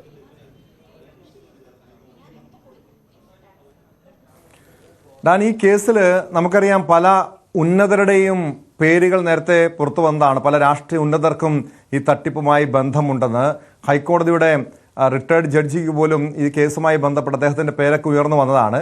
അതുകൊണ്ട് തന്നെ ഈ കേസ് അട്ടിമറിക്കാനുള്ള ചില നീക്കങ്ങൾ ഉണ്ടാകുമോ എന്ന ആശങ്കയും സംശയങ്ങളൊക്കെ ഉയർന്നതാണല്ലോ. ഏതെങ്കിലും ഘട്ടത്തിൽ, പ്രത്യേകിച്ച് നമുക്കറിയാം കേസിലെ മുഖ്യപ്രതിയെ അനന്തുവിനെ പിടികൂടുന്നത് മാസങ്ങൾക്ക് മുൻപാണ്. ഇത്രയും നീണ്ടുപോകാൻ എന്തുകൊണ്ടായിരിക്കും? കാരണം ഈ കേസിലെ മുഖ്യപ്രതിയായിട്ടുള്ള ആനന്ദ്കുമാറിനെ കസ്റ്റഡിയിലെടുക്കാൻ അല്ലെങ്കിൽ ആ രീതിയിലുള്ള നീക്കം നടത്താൻ പോലീസിന്റെ ഭാഗത്തു നിന്ന് ഒരു ബോധപൂർവമായിട്ടുള്ള ഒരു വീഴ്ച ഉണ്ടായിട്ടുണ്ടോ? കോടതിയുടെ ഭാഗത്തു നിന്നുള്ള ഒരു ഇടപെടലിന് വേണ്ടി തന്നെ കാത്തിരിക്കുകയായിരുന്നു അന്വേഷണ സംഘം. കാരണം ആ കോടതിയിൽ നിന്ന് മുൻകൂർ ജാമ്യാപേക്ഷ തള്ളുന്ന ഒരു സാഹചര്യം വന്നതിന് ശേഷം മാത്രം അങ്ങനെ ഒരു നടപടിയിലേക്ക് കടന്നാൽ മതി, അങ്ങനെ വിശദമായ ചോദ്യം ചെയ്യലിലേക്ക് കടന്നാൽ അത് തിരിച്ചടിയാകില്ല എന്നൊരു ബോധ്യത്തിലായിരിക്കണം അങ്ങനെ ഒരു തീരുമാനത്തിലേക്ക് അവർ എത്തിയതെന്ന് വേണം മനസ്സിലാക്കാൻ. അതിനും അപ്പുറം ആനന്ദകുമാർ വലിയ തരത്തിൽ സമൂഹത്തിൽ സ്വാധീനമുള്ള ഒരു വ്യക്തിയാണ്. അദ്ദേഹം നടത്തിക്കൊണ്ടിരുന്ന സായിഗ്രാമുമായി ബന്ധപ്പെട്ട് നടത്തിക്കൊണ്ടിരുന്ന പ്രവർത്തനങ്ങളൊക്കെ വലിയ തരത്തിൽ എല്ലാ രാഷ്ട്രീയ കക്ഷികളുടെയും നേതാക്കളുമായി ബന്ധപ്പെട്ട് അവരൊക്കെ അവിടെ എത്തുകയും ഈ പ്രവർത്തനങ്ങളുടെ ഭാഗമാകുകയും ഒക്കെ ചെയ്തിട്ടുള്ളതാണ്. അവിടെയാണ് ഈ തട്ടിപ്പ് സംഘം വളരെ വിദഗ്ധമായി സാധാരണക്കാർക്ക് പ്രയോജനപ്പെടുന്ന തരത്തിലുള്ള ഒരു പ്രൊജക്റ്റ് എന്ന നിലയിൽ ഈ പാതി വിലയ്ക്ക് ഈ സ്കൂട്ടർ ഉൾപ്പെടെ കമ്പ്യൂട്ടറും സ്കൂട്ടറും കാർഷിക ഉപകരണങ്ങളുമൊക്കെ ലഭിക്കുന്ന ഒരു പദ്ധതി മുമ്പോട്ട് വെക്കുന്നത്. അതുകൊണ്ട് തന്നെ നിരവധി സന്നദ്ധ സംഘടനകൾ, ട്രസ്റ്റുകൾ, സാമൂഹിക സംഘടനകളൊക്കെ ഇവർ മുമ്പോട്ട് വെച്ച ഈ കാര്യത്തിൽ അത് സാധാരണക്കാർക്ക് പ്രയോജനം ലഭിക്കുന്നതാണ് എന്നൊരു വിലയിരുത്തലിൽ മറ്റ് ഗഹനമായ അന്വേഷണങ്ങളിലേക്കൊന്നും കടക്കാതെ ഈ അനന്തകൃഷ്ണനെ വിശ്വസിച്ചുകൊണ്ട് ഈ പദ്ധതിയുടെ ഭാഗമായിട്ടുണ്ട്. മാത്രവുമല്ല, ഈ വിശ്വാസ്യത നേടിയെടുക്കുന്നതിന് വേണ്ടി സമൂഹത്തിൽ ഉന്നത സ്ഥാനങ്ങൾ അലങ്കരിക്കുന്നവരെ മുന്നിൽ നിർത്തിയായിരുന്നു ഈ പ്രവർത്തനങ്ങളുടെ ഉദ്ഘാടനം നിർവഹിക്കുകയും ഇതിന്റെ വിതരണം നടത്തുകയും ഒക്കെ ചെയ്തിരുന്നത്. അങ്ങനെയാണ് കൂടുതൽ സ്ഥലങ്ങളിലേക്ക് ഈ തട്ടിപ്പ് സംഘത്തിന്റെ പ്രവർത്തനം കേന്ദ്രീകരിക്കുന്ന ഒരു സാഹചര്യം ഉണ്ടാകുകയും ചെയ്തത്. ആ ഒരു പശ്ചാത്തലത്തിൽ ഈ വളരെ സിമ്പിളായി അവർ മുമ്പോട്ട് വെച്ച ഒരു ടാറ്റിക്സ് അത് വിദഗ്ധമായി നടപ്പിലാക്കാൻ അനന്തകൃഷ്ണന് കഴിഞ്ഞത് ആനന്ദകുമാർ ഉൾപ്പെടെയുള്ള ഒരു സംഘത്തിന്റെ കൃത്യമായ നിർദ്ദേശങ്ങളുടെയും പിന്തുണയുടെയും അടിസ്ഥാനത്തിലായിരുന്നു. ഏതാണ്ട് ഒരു മാസം 10 ലക്ഷം രൂപയിലധികം അനന്തകുമാറിന്റെ അക്കൗണ്ടിലേക്ക് അനന്തകൃഷ്ണൻ നൽകുന്നുണ്ടായിരുന്നു എന്നാണ് അന്വേഷണ സംഘം ആദ്യ ഘട്ടത്തിൽ നടത്തിയ പരിശോധനകളിൽ വ്യക്തമായത്. അങ്ങനെയാണെങ്കിൽ അതിനു പുറമെ മറ്റേതൊക്കെ ഉന്നതർ ഈ കേസുമായി ബന്ധപ്പെട്ടിട്ടുണ്ട്, കൃത്യമായ അറിവോടെ തന്നെയായിരുന്നു ഇങ്ങനെയൊരു സാമ്പത്തിക ഗൂഢാലോചനയ്ക്ക് അവർ നേതൃത്വം നൽകിയത്. ഈ കാര്യങ്ങളിലൊക്കെയാണ് ഇനി കൃത്യമായ ഉത്തരം കണ്ടെത്തേണ്ടത്. അത് വിശദമായി ആനന്ദകുമാറിനെ ചോദ്യം ചെയ്യുന്നതിലൂടെ ഇതുമായി ബന്ധപ്പെട്ട എല്ലാ അവ്യക്തതകളും മറനീക്കുമെന്ന പ്രതീക്ഷയിലാണ് ക്രൈംബ്രാഞ്ച് അന്വേഷണ സംഘം ഇങ്ങനെ നിർണായകമായ ഒരു തീരുമാനത്തിലേക്ക് കടന്നിരിക്കുന്നത്. തിരുവനന്തപുരത്ത് നിന്ന് ഡാൻ കുര്യനാണ് വിവരങ്ങൾ നൽകിയത്. പാതിവില തട്ടിപ്പ് കേസിലാണ് മുഖ്യ പ്രതികളിൽ ഒരാളായിട്ടുള്ള ആനന്ദ്കുമാറിനെ ക്രൈംബ്രാഞ്ച് കസ്റ്റഡിയിലെടുത്തിരിക്കുന്നത്. ഈ കേസിലെ മുഖ്യ ആസൂത്രകനാണ് ആനന്ദ്കുമാർ എന്നാണ് ക്രൈംബ്രാഞ്ചിന്റെ കണ്ടെത്തൽ. രജനീകാന്തിന്റെ ജയിലർ 2 അവസരം വാഗ്ദാനം ചെയ്ത് പണം തട്ടാൻ ശ്രമം. നടി ഷൈനി സാറയാണ് തട്ടിപ്പിൽ നിന്നും രക്ഷപ്പെട്ടത്. തമിഴ് സിനിമയിൽ അഭിനയിക്കാനുള്ള ആർട്ടിസ്റ്റ് കാർഡിനായി 12,500 രൂപ ചോദിച്ചു. മറ്റ് താരങ്ങൾ സഹായിച്ചതുകൊണ്ട് മാത്രം രക്ഷപ്പെട്ടെന്നും ഷൈനി സാറ ന്യൂസ് 18നോട് പറഞ്ഞു. രജനി സാറിന്റെ സിനിമ എന്നുള്ളതായിരുന്നു എന്റെ അട്രാക്ഷൻ. അതൊരു ഭയങ്കര സന്തോഷമായിരുന്നു എനിക്ക്. അപ്പോൾ അവര് പറഞ്ഞു സാർ വിളിക്കും എന്ന് പറഞ്ഞു. അങ്ങനെ സൺഡേ ഉച്ചയ്ക്ക് സാറ് വിളിക്കുകയാണ്. വീഡിയോ കോൾ വന്നു. എന്നോട് സാരി ഉടുത്ത് നിൽക്കണമെന്ന് അതിന് മുമ്പ് വിളിച്ചു പറഞ്ഞിരുന്നു. അപ്പോൾ ഞാൻ സാരിയൊക്കെ ഉടുത്ത് വന്ന് നിന്ന് വീഡിയോ കോൾ അറ്റൻഡ് ചെയ്തപ്പോൾ ഇംഗ്ലീഷിലാണ് സംസാരിച്ചത്. അപ്പോൾ ഇംഗ്ലീഷിൽ തന്നെ സെൽഫ് ഇൻട്രോ പറയാൻ പറഞ്ഞു. അപ്പോൾ അയാൾ ഇങ്ങനെ നീങ്ങി നിൽക്കാൻ പറഞ്ഞു, പ്രൊഫൈലിൽ നിൽക്കാൻ പറഞ്ഞു. അതൊക്കെ നിന്നു. എന്നിട്ട് പറഞ്ഞു ഞാൻ എൻ്റെ ടീമുമായിട്ട് സംസാരിച്ചിട്ട് നിങ്ങൾ കൺഫേംഡ് ആണെങ്കിൽ ഒരു ഇമെയിൽ അയക്കും എന്ന് പറഞ്ഞു. കുറച്ചു നേരത്തേക്ക് പിന്നെ അതിനു മുമ്പ് പറഞ്ഞു ആർട്ടിസ്റ്റ് കാർഡ് ഉണ്ടോ? ഇല്ല. ഞാൻ പറഞ്ഞു ഞങ്ങൾക്ക് ഇവിടെ ആർട്ടിസ്റ്റ് കാർഡിന്റെ ആവശ്യമില്ല, പക്ഷെ തമിഴ്നാട്ടിൽ അതിന് ആവശ്യമുണ്ട്, 12,650 രൂപയാവും. അപ്പോൾ ആ പൈസ ഞങ്ങൾക്ക് അയച്ചു തന്നാൽ ഞങ്ങൾ കാർഡ് എടുത്തു തരാൻ സഹായിക്കാം, കുഴപ്പമൊന്നുമില്ല. എന്തായാലും നിങ്ങളുടെ ഇമെയിൽ ഐ ഡി തരൂ, ഞാൻ മെയിൽ അയക്കാമെന്ന് പറഞ്ഞു. അങ്ങനെ അവർ അപ്പോൾ ആ പറഞ്ഞ സമയത്താണ് ഞാൻ ഇമെയിൽ ഐ ഡി ഒക്കെ കൊടുത്തു. പക്ഷെ ഇതെനിക്കൊരു ഡൗട്ടായി. ഈ ആർട്ടിസ്റ്റ് കാർഡിന് ഇത്രയും രൂപ കൊടുക്കണം എന്ന് പറഞ്ഞു. ഉടനെ ഞാൻ മാലാപാർവതിനെ വിളിക്കുന്ന എൻ്റെ വളരെ അടുത്ത സുഹൃത്താണ്. കിട്ടിയില്ല. ലിജോമോളെ ഞങ്ങൾ ഒരുമിച്ച് അഭിനയിച്ചിട്ടുണ്ട്. ലിജോമോളും തമിഴ് ചെയ്താണ്. വിളിച്ചു, കിട്ടിയില്ല. രണ്ടുപേർക്ക് ഞാൻ വോയിസ് മെസ്സേജ് അയച്ചു ഇങ്ങനെ കാര്യം. പെട്ടെന്ന് എനിക്ക് സേതുവിനെ ഓർമ്മ വന്നു. മൈന സിനിമയിൽ അഭിനയിച്ച സേതു എൻ്റെ വളരെ അടുത്ത സുഹൃത്താണ്. ഈ അടുത്ത് തന്നെ തമിഴിൽ ഒരു പടത്തിൽ കാസ്റ്റ് ചെയ്തതാണ്.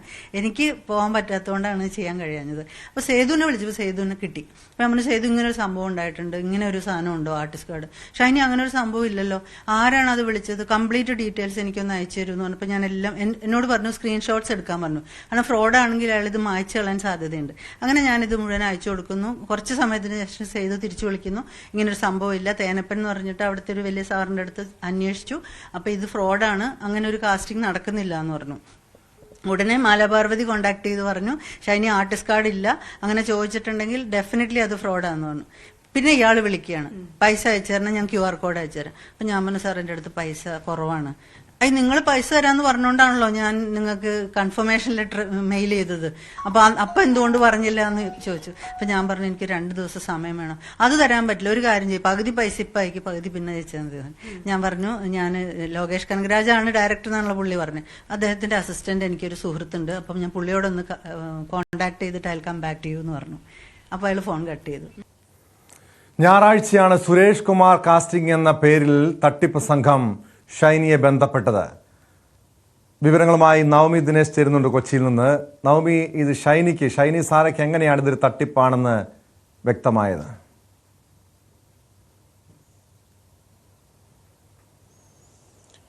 നമുക്കറിയാം, അടുത്ത കാലത്ത് ഒരുപാട് ഇത്തരത്തിലുള്ള ഓൺലൈൻ തട്ടിപ്പുകൾ നടക്കുന്നുണ്ട്. അതിൽ പലരും തട്ടിപ്പിന് ഇരയാകുന്നുണ്ട്.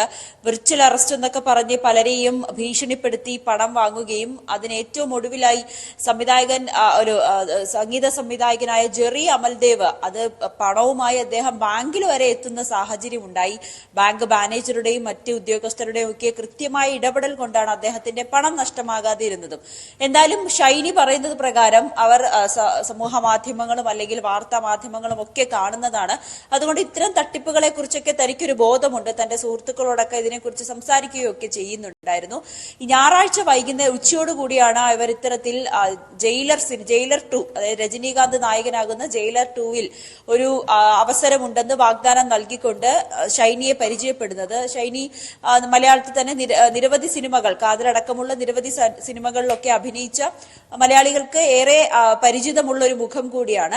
അത്തരത്തിൽ ജയിലറിൽ അഭിനയിക്കാൻ അവസരമുണ്ടെന്ന് വാഗ്ദാനം നൽകി. അത് കേട്ട് ഷൈനി അത് വിശ്വസിച്ചു. ഒരു ഓഡിഷൻ, ഓൺലൈനായി ഒരു വീഡിയോ കോൾ വഴി ഒരു ഓഡിഷനും ഉണ്ടായിരുന്നു. അതിലും പങ്കെടുത്തു.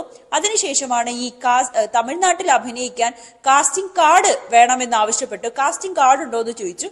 ഇല്ല, അമ്മ സംഘടനയിൽ അംഗമാണ്, ആവശ്യമെങ്കിൽ സംഘടനയുമായി ബന്ധപ്പെട്ട എന്തെങ്കിലും രേഖ തരാമെന്ന് പറഞ്ഞു. അത് പറ്റില്ല, തമിഴ്നാട്ടിൽ അഭിനയിക്കണമെങ്കിൽ കാസ്റ്റിംഗ് കാർഡ് വേണമെന്ന് പറയുന്ന ഒരു സാഹചര്യം ഉണ്ടായി. അപ്പോഴാണ് ഇവർക്കൊരു സംശയം തോന്നിയത്. അങ്ങനെ തന്റെ ഒരുപാട് സുഹൃത്തുക്കൾ തമിഴ് സിനിമയിൽ അഭിനയിക്കുന്നവരുണ്ട്. അവരൊന്നും ആരും, അല്ലെങ്കിൽ തമിഴ് സിനിമയിൽ അങ്ങനെ ഒരു കാർഡ് വേണമെന്ന് താൻ ഇതുവരേക്കും കേട്ടിട്ടില്ലല്ലോ എന്നുള്ളൊരു ചോദ്യം ഷൈനിയുടെ മനസ്സിൽ ഉണ്ടാകുകയും അതിനുശേഷമാണ് എന്തായിട്ടാണ് ഈ സിനിമയിൽ എന്തായിട്ടാണ് തനിക്ക് അഭിനയിക്കാൻ കഴിയുക എന്ന് ചോദിച്ചപ്പോൾ പറഞ്ഞു രജനീകാന്തിന്റെ ഭാര്യയായിട്ട്, അങ്ങ് ഒരു IPS ഉദ്യോഗസ്ഥയായിട്ട്. അങ്ങനെയാണെങ്കിൽ ഈ രജനീകാന്തോ അല്ലെങ്കിൽ ഇതിന്റെ സംവിധായകനോ അറിയാതെ ഒരു ഓഡിഷനിലൂടെ അല്ലെങ്കിൽ ഒരു കാസ്റ്റിംഗ് കാളിലൂടെ തന്നെ അങ്ങനെ രജനീകാന്തിനെ നായികയാക്കുമോ എന്നൊരു സംശയം ഷൈനിക്കുണ്ടായിരുന്നു.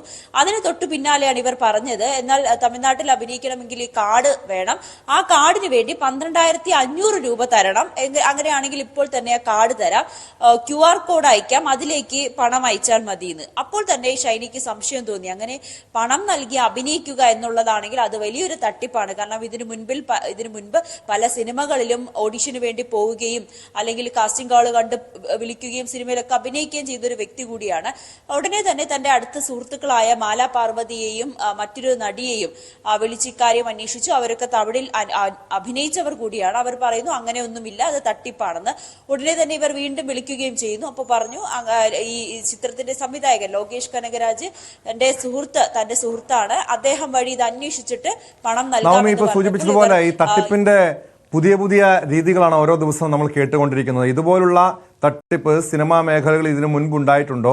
ആരെങ്കിലും പരാതിയുമായി പോലീസിനെ സമീപിച്ചിട്ടുണ്ടോ? ഈ ഷൈനി സാറ പലരെയും ബന്ധപ്പെട്ടിട്ടുണ്ടല്ലോ, ആരെങ്കിലും ഇത്തരമൊരു തട്ടിപ്പിനെ കുറിച്ച് മുൻപുണ്ടായിട്ടുള്ളതായി പറഞ്ഞിട്ടുണ്ടോ?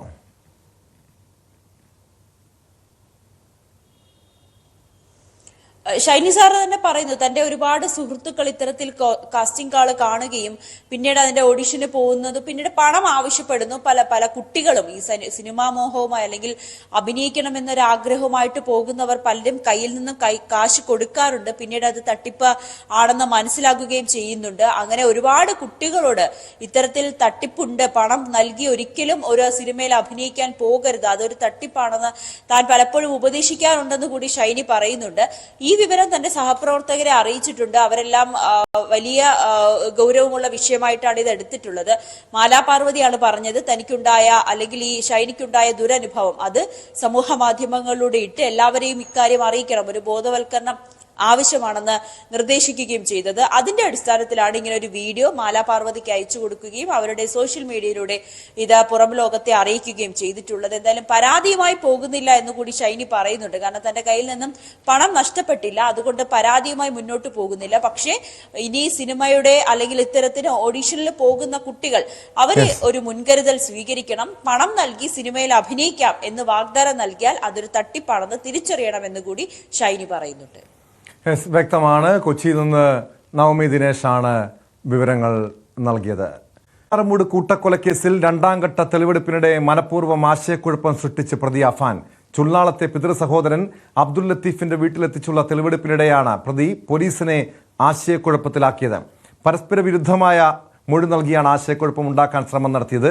എലിവിഷം ഉൾപ്പെടെ മറ്റ് സാധനങ്ങൾ വാങ്ങിയ വ്യാപാര സ്ഥാപനങ്ങളിലും എത്തിച്ച് തെളിവെടുപ്പ് നടത്തി. ഡാൻ കുര്യൻ വീണ്ടും ചേരുന്നുണ്ട് തിരുവനന്തപുരത്ത് നിന്ന് വിവരങ്ങളുമായി. ഡാൻ, ഈ പ്രതി നേരത്തെ പറഞ്ഞ മൊഴികളിൽ മാറ്റിയാണോ ഈ തെളിവെടുപ്പിനിടെ പറഞ്ഞത്? കാരണം ഈ ലത്തീഫിന്റെ വീട്ടിലെത്തിച്ചപ്പോൾ പോലീസിന്, ഈ അന്വേഷണ സംഘത്തിന് ആശയക്കുഴപ്പം ഉണ്ടാക്കുന്ന രീതിയിൽ പരസ്പര വിരുദ്ധമായി മൊഴി നൽകിയെന്ന് പറയുന്നുണ്ടല്ലോ. എന്തൊക്കെ കാര്യങ്ങളാണ് ഈ തെളിവെടുപ്പിനിടെ സംഭവിച്ചത്?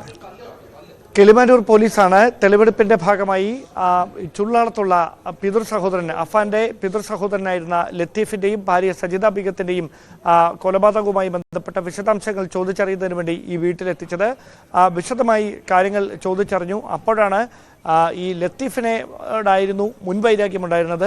ലത്തീഫിനെ ആക്രമിച്ച് കൊലപ്പെടുത്തിയതിന് ശേഷം, അതായത് സെറ്റിയിൽ ഇരിക്കുകയായിരുന്നു ലത്തീഫ്. വീട്ടിലേക്ക് കയറി വന്ന ലത്തീഫിനെ ചുറ്റിക്ക് തലക്കടിച്ച് ക്രൂരമായി ആക്രമിച്ച് കൊലപ്പെടുത്തുകയായിരുന്നു.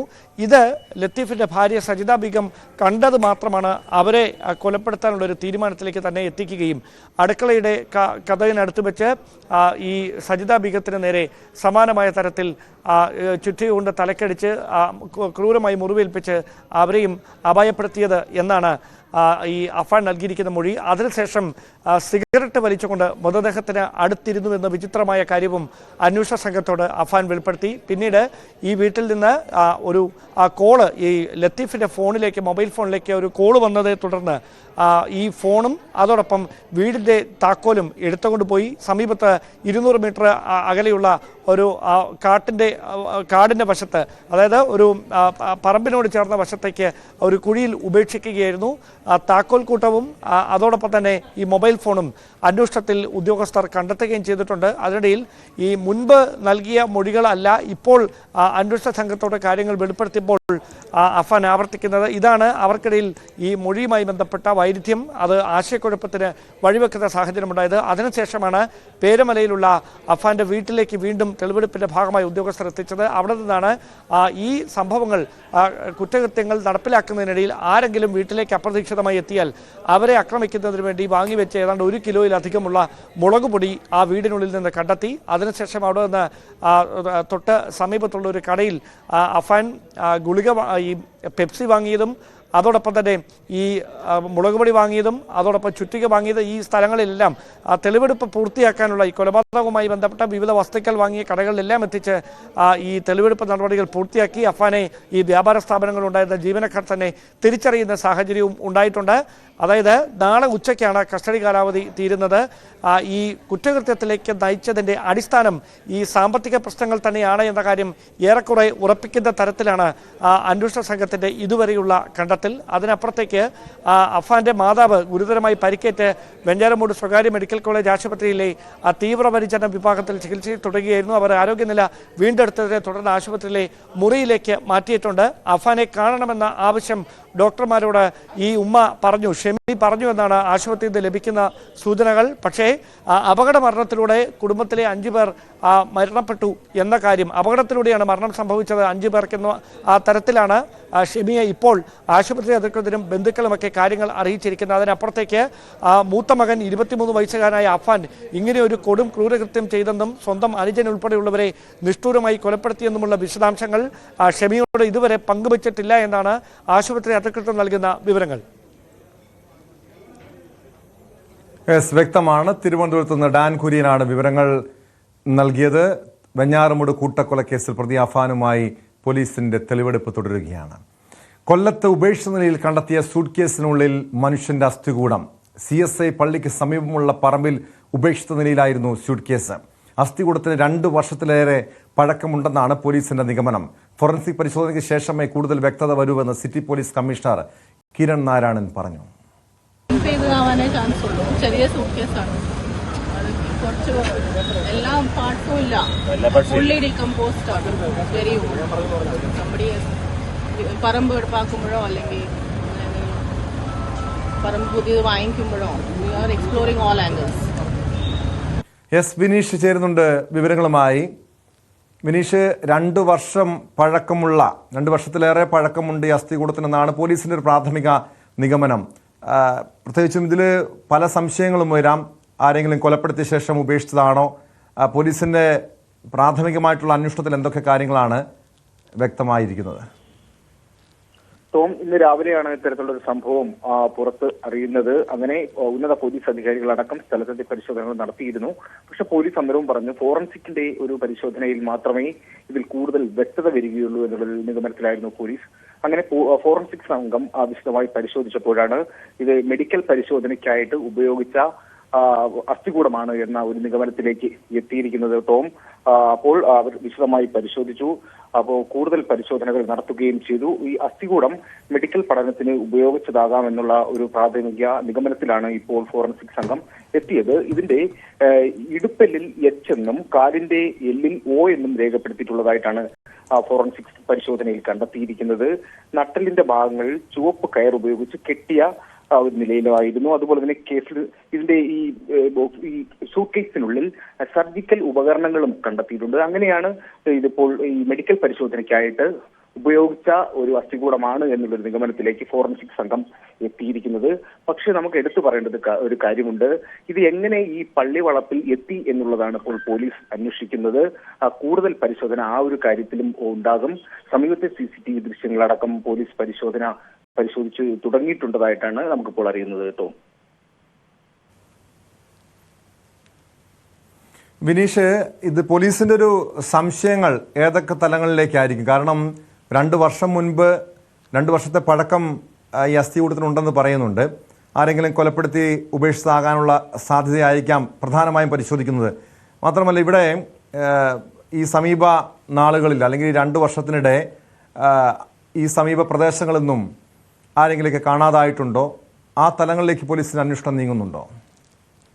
തീർച്ചയായും അങ്ങനെയും പോലീസ് അന്വേഷിക്കുന്നുണ്ട്.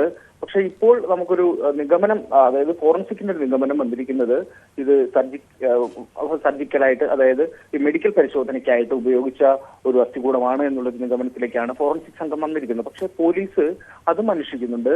ഇപ്പോൾ ടോം സൂചിപ്പിച്ചതുപോലെയുള്ള കാര്യങ്ങളും അന്വേഷിക്കുന്നുണ്ട്. ഈ CSI പള്ളിക്ക് സമീപത്തുള്ള ഒരു പറമ്പിലാണ് സൂട്ട് കേസിനുള്ളിൽ ഈ അസ്ഥികൂടം കണ്ടെത്തിയത്. ഇതിന് സമീപത്തൂടെ റോഡ് പോകുന്നുണ്ട്. ഈ റോഡിൽ നിന്നും ആരെങ്കിലും സൂട്ട് കേസ് ഉൾപ്പെടെ വലിച്ചെറിഞ്ഞതാകാം എന്നും സംശയം പോലീസിന് ഉണ്ട്. തുടക്കത്തിൽ തന്നെ അത്തരം സംശയങ്ങൾ ഉണ്ടായിരുന്നു. അങ്ങനെയുള്ളൊരു പരിശോധനയിലേക്ക് പോലീസ് നീങ്ങുന്നുണ്ട്. അതിനാണ് കൂടുതലും ഈ ശാസ്ത്രീയ തെളിവുകൾ വേണം. അതുപോലെ തന്നെ CCTV ദൃശ്യങ്ങളും പോലീസ് ശേഖരിക്കുന്നുണ്ട്. കൃത്യമായൊരു അന്വേഷണം നടക്കുന്നതായിട്ടാണ് നമുക്കറിയുന്നത്. അതുപോലെ തന്നെ ഈ പള്ളി അധികൃതരിൽ നിന്നുള്ള മൊഴി രേഖപ്പെടുത്തിയിട്ടുണ്ട്. രാവിലെയാണ് അവരിത് കണ്ടതെന്ന് പറയുന്നുണ്ട്. അതുപോലെ തന്നെ ഈ പറമ്പിന് കുറച്ച് ദൂരെയാണ് ഇതിന്റെ സെമിത്തേരി ഉള്ളത്. സെമിത്തേരിയുടെ ഭാഗത്തുമല്ല ഈ ഒരു സൂട്ട് കേസ് കണ്ടെത്തിയിരിക്കുന്നതും. അതൊക്കെ കൂടുതൽ സംശയത്തിന് വഴിവെച്ചൊരു സാഹചര്യം ഉണ്ടായിരുന്നു. തോന്നും എന്തായാലും പോലീസിന്റെ ഭാഗത്തു നിന്നും വലിയൊരു അന്വേഷണം നടന്നു വരുന്നുണ്ട്.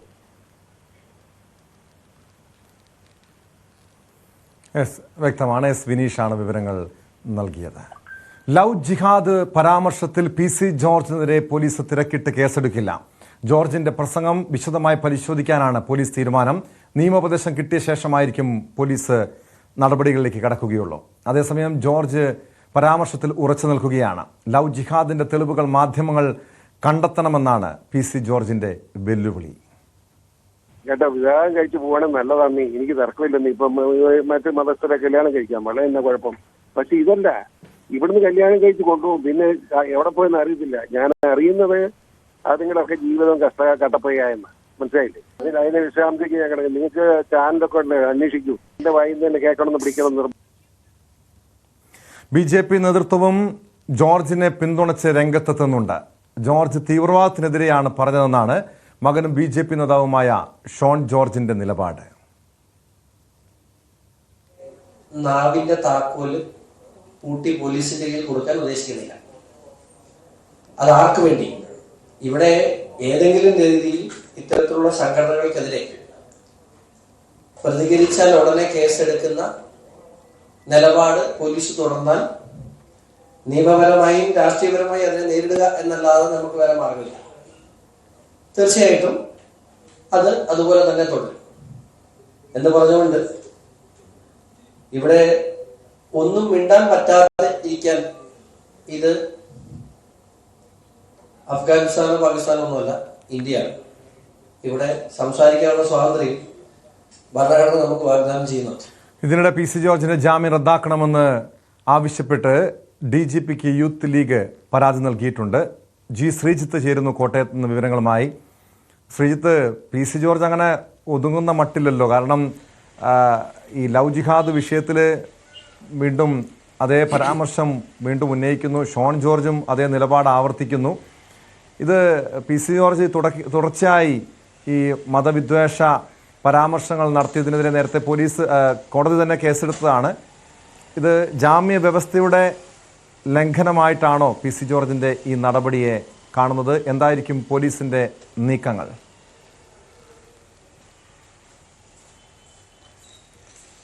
പോലീസ് ആലോചിച്ചൊരു തീരുമാനം എടുക്കാൻ വേണ്ടി കാത്തിരിക്കുകയാണ്. പ്രത്യേകിച്ച് സംസ്ഥാന പോലീസ് മേധാവിക്കാണ് ഇത് സംബന്ധിച്ചുള്ള പരാതി യൂത്ത് ലീഗ് നൽകിയിട്ടുള്ളത്. അതുകൊണ്ട് തന്നെ പോലീസ് പ്രാഥമികമായി ഇതിലൊരു പരിശോധന നടത്തുന്നു. ഈ വീഡിയോ കണ്ട് അതിൽ എന്തെങ്കിലും നേരിട്ടുള്ള വിദ്വേഷ പ്രസംഗമുണ്ടോ എന്നൊക്കെ പരിശോധിച്ചുകൊണ്ടിരിക്കുകയാണ്. പോലീസ് നൽകുന്ന ഒരു പ്രാഥമിക വിവരം അനുസരിച്ച് കഴിഞ്ഞ കേസുകളിലെ പോലെ നേരിട്ട് ഏതെങ്കിലും ഒരു മതത്തെ പരാമർശിച്ചുകൊണ്ടുള്ള ഒരു വിദ്വേഷ പ്രസംഗമല്ല ജോർജ് ഇത്തവണ നടത്തിയിട്ടുള്ളത്. ലവ് ജിഹാദ് എന്ന പരാമർശം നടത്തുമ്പോൾ ഈ ജിഹാദുമായി ബന്ധപ്പെട്ട കേസുകൾ അതായത് അതൊരു വിദ്വേഷമായി പരിഗണിച്ചുകൊണ്ട് കേസെടുക്കാൻ കഴിയുമോ? ഇതാണ് പോലീസ് പരിശോധിക്കുന്നത്. കേവലം പോലീസ് സ്വയം ചെയ്യുക എന്നുള്ളതിനപ്പുറത്തേക്ക് നിയമവിദഗ്ധരുമായി കൂടി ആലോചിച്ച ശേഷം നിയമോപദേശം തേടിക്കൊണ്ടിരിക്കുകയാണ് പോലീസ്. അതുകൊണ്ട് തന്നെ ഇക്കാര്യത്തിൽ ജോർജിനെതിരെ കേസെടുക്കുമോ എന്ന കാര്യത്തിൽ ഇപ്പോഴും ഒരു വ്യക്തതയില്ല. വളരെ പെട്ടെന്നൊരു കേസിലേക്ക് പെട്ടെന്ന് പോയി ഒരു കേസെടുക്കുന്ന നിലയിലേക്ക് പോകേണ്ട നിലപാടാണ് പോലീസിനെ സംബന്ധിച്ച് നിലവിലുള്ളത്. ഒരു പരിധിവരെ മറ്റൊന്നുള്ളത്, ജോർജിനെ സംബന്ധിച്ച് യൂത്ത് ലീഗാണ് ഇതിൽ മറ്റൊരു പ്രധാനപ്പെട്ട നീക്കവുമായി രംഗത്ത് വന്നത്. അത് ഈ ജാമ്യം റദ്ദാക്കണം എന്നുള്ളതാണ്. കോടതി അലക്ഷ്യമാണ് ഫലത്തിൽ നൽകിയിരിക്കുന്നത് എന്നുള്ളതാണ്. കോടതി അലക്ഷ്യം നടത്തുകയാണ് ജോർജ് എന്നായിരുന്നു കഴിഞ്ഞ കേസിൽ, അതായത് ഈ സ്വകാര്യ ചാനലിലെ സംഭാഷണവുമായി ബന്ധപ്പെട്ട പി സി ജോർജിന്റെ പരാമർശം ചൂണ്ടിക്കാണിച്ച് ലീഗ് അഭിഭാഷകൻ കോടതിയിൽ വാദിച്ചിരുന്നത്. പക്ഷേ കോടതിയിൽ ആ വാദം ഫലത്തിൽ നിലനിന്നില്ല. കാരണം പി സി ജോർജിന്റെ അഭിഭാഷകൻ തന്നെ ചൂണ്ടിക്കാണിച്ചത് കോടതി അലക്ഷ്യമുണ്ട്. മുൻ കേസുകളുടെ ജാമ്യാവസ്ഥ ലംഘനമാണെങ്കിൽ ഒരു നോട്ടീസ് പോലും കോടതികൾ ആരും അയച്ചിട്ടില്ല, പോലീസും അയച്ചിട്ടില്ല എന്ന് ചൂണ്ടിക്കാട്ടുകയാണ് അന്ന് ലീഗ് അഭിഭാഷകൻ ചെയ്തത്. അതായത് അതിനർത്ഥം ഇതാണ്, ഇപ്പോഴത്തെ കേസുമായി ബന്ധപ്പെട്ടുകൊണ്ട് കോടതിയുടെ അടക്കം നോട്ടീസ് അയപ്പിച്ചുകൊണ്ടൊരു തുടർ നടപടിയിലേക്ക് കടക്കുക എന്ന തന്ത്രമാണ് ലീഗിനെ സംബന്ധിച്ച് ഉള്ളത്. എന്തായാലും ഇത് വളരെ പെട്ടെന്ന് കഴിഞ്ഞ കേസുകളെ പോലെ പെട്ടെന്നൊരു കേസിലേക്ക് പോലീസും പോകില്ല എന്ന് ഉറപ്പായത് ജോർജിന് ഒരു പരിധിവരെ ആശ്വാസമാണ്. പക്ഷെ അതിനപ്പുറത്തേക്ക് ഇതിൽ രാഷ്ട്രീയമുണ്ട്. കേവലം പി സി ജോർജ് മാത്രം പറയുന്ന ഒരു രാഷ്ട്രീയമല്ല ഇത്. പാലാ ബിഷപ്പ്മാർ ജോസഫ് കല്ലറങ്ങാട്ട് ലവ് ജിഹാദ് സംബന്ധിച്ചുള്ള പരാമർശം നടത്തിയതാണ്. അങ്ങനെ ക്രൈസ്തവ സഭകളിലെ പല ബിഷപ്പുമാരുൾപ്പെടെയുള്ളവർ പല ഘട്ടങ്ങളിലായി നടത്തുന്ന ചില പരാമർശങ്ങളോട് ചേർന്ന് നിൽക്കുന്നതാണ് ജോർജിന്റെ പരാമർശം. അതുകൊണ്ട് തന്നെ ഇതിലൊരു രാഷ്ട്രീയ ലക്ഷ്യം കൂടി BJP നേതാവ് പി സി ജോർജിനുണ്ട്, BJPക്കുമുണ്ട്. തീർച്ചയായും. കാരണം ഇത് ഒരു ഘട്ടത്തിൽ പി സി ജോർജ് BJPക്ക് തലവേദനയാകും. കാരണം നേരത്തെ UDF-ലായിരുന്ന സമയത്ത് UDF-ന് വലിയ പ്രതിസന്ധി സൃഷ്ടിച്ചിട്ടുണ്ട്.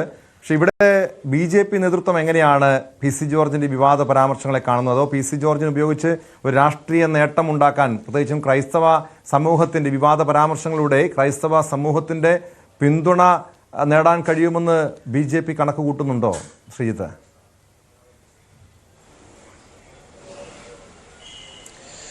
ടോം, തീർച്ചയായും അങ്ങനെ തന്നെയാണ്. ഒരു തരത്തിലും പി സി ജോർജിന്റെ ഇപ്പോഴത്തെ പരാമർശത്തെ BJPക്കോ സംഘപരിവാർ സംഘടനകൾക്കോ ഒന്നും തള്ളിക്കളയാൻ കഴിയില്ല. കാരണം ഇത് പി സി ജോർജ് ആദ്യമായി പറയുന്ന ഒരു പരാമർശമല്ല. ഈ പരാമർശങ്ങൾ ലവ് ജിഹാദ് ഉൾപ്പെടെയുള്ള പ്രചാരണങ്ങൾ അതിനെതിരെ രംഗത്ത് വരികയൊക്കെ ചെയ്തത് RSSും വിവിധ സംഘപരിവാർ സംഘടനകളുമാണ്. അതുകൊണ്ട് തന്നെ അവരൊക്കെ പറഞ്ഞ കാര്യങ്ങൾ പി സി ജോർജ് ആവർത്തിച്ചു എന്ന് മാത്രമാണ് ഫലത്തിൽ ഉള്ളത്. പക്ഷെ പി സി ജോർജ് ഒന്നുകൂടി വ്യക്തമായി പറയുകയാണ്, മീനച്ചിൽ താലൂക്കിൽ മാത്രം 400 കുട്ടികൾ എന്നൊക്കെ പറയുമ്പോൾ ഒരു കണക്കിന്റെ അടിസ്ഥാനത്തിൽ എങ്ങനെയാണ് എന്തിനാണ് ഒരു കണക്ക് എന്ന ചോദ്യം, ഇങ്ങനൊരു കണക്ക് എന്ന ചോദ്യം ചോദിക്കുകയാണ് ഇപ്പുറത്തെ ലീഗ്, SDPI, ജമാഅത്തെ ഇസ്ലാമി പോലുള്ള സംഘടനകൾ, യൂത്ത് കോൺഗ്രസും അങ്ങനെ ചോദിക്കുകയാണ്. ഫലത്തിൽ ജോർജ് ചൂണ്ടിക്കാണിക്കുന്ന അതിനൊരു മറുപടി ഈ ആരുടെയും പോലീസ് ഏജൻസികൾ അങ്ങനെ ചോദിച്ചാൽ അതിന്റെ വിവരങ്ങൾ നൽകാൻ തയ്യാറാണ്. അതേസമയം മാധ്യമങ്ങളോ അല്ലെങ്കിൽ ഇവരാരെങ്കിലും ചോദിച്ചാൽ നൽകാൻ കഴിയില്ല. കാരണം ഇതെല്ലാം വ്യക്തിപരമായ പ്രൈവസിയുടെ കൂടി വിഷയമാണെന്ന് ചൂണ്ടിക്കാട്ടിക്കൊണ്ടാണ് ഈ ഒരു അത്തരം ചോദ്യങ്ങളോട് അവർ ഒഴിഞ്ഞു മാറാൻ ശ്രമിക്കുന്നത്. എന്തായാലും ഒരു കാര്യം ഉറപ്പാണ്, PC ജോർജും BJPയും ഉദ്ദേശിച്ച ഒരു രാഷ്ട്രീയം ചർച്ച ചെയ്യുക എന്ന ലക്ഷ്യം ഫലത്തിലൂടെ നടക്കുന്ന സാഹചര്യം തന്നെയാണ് ഉണ്ടായിട്ടുള്ളത്. തദ്ദേശ തെരഞ്ഞെടുപ്പ് വരാനിരിക്കുകയാണ്.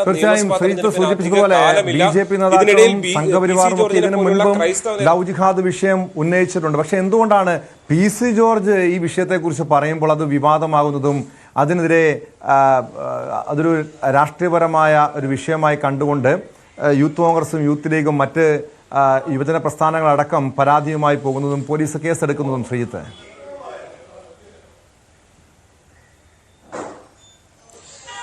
PC ജോർജിനെതിരെ ഈ വിഷയത്തിൽ കേസെടുത്തില്ല. പക്ഷേ കഴിഞ്ഞ വിഷയങ്ങളിലൊക്കെ കേസെടുക്കാവുന്ന സാഹചര്യം തന്നെയാണ് ഉണ്ടായിട്ടുള്ളത്.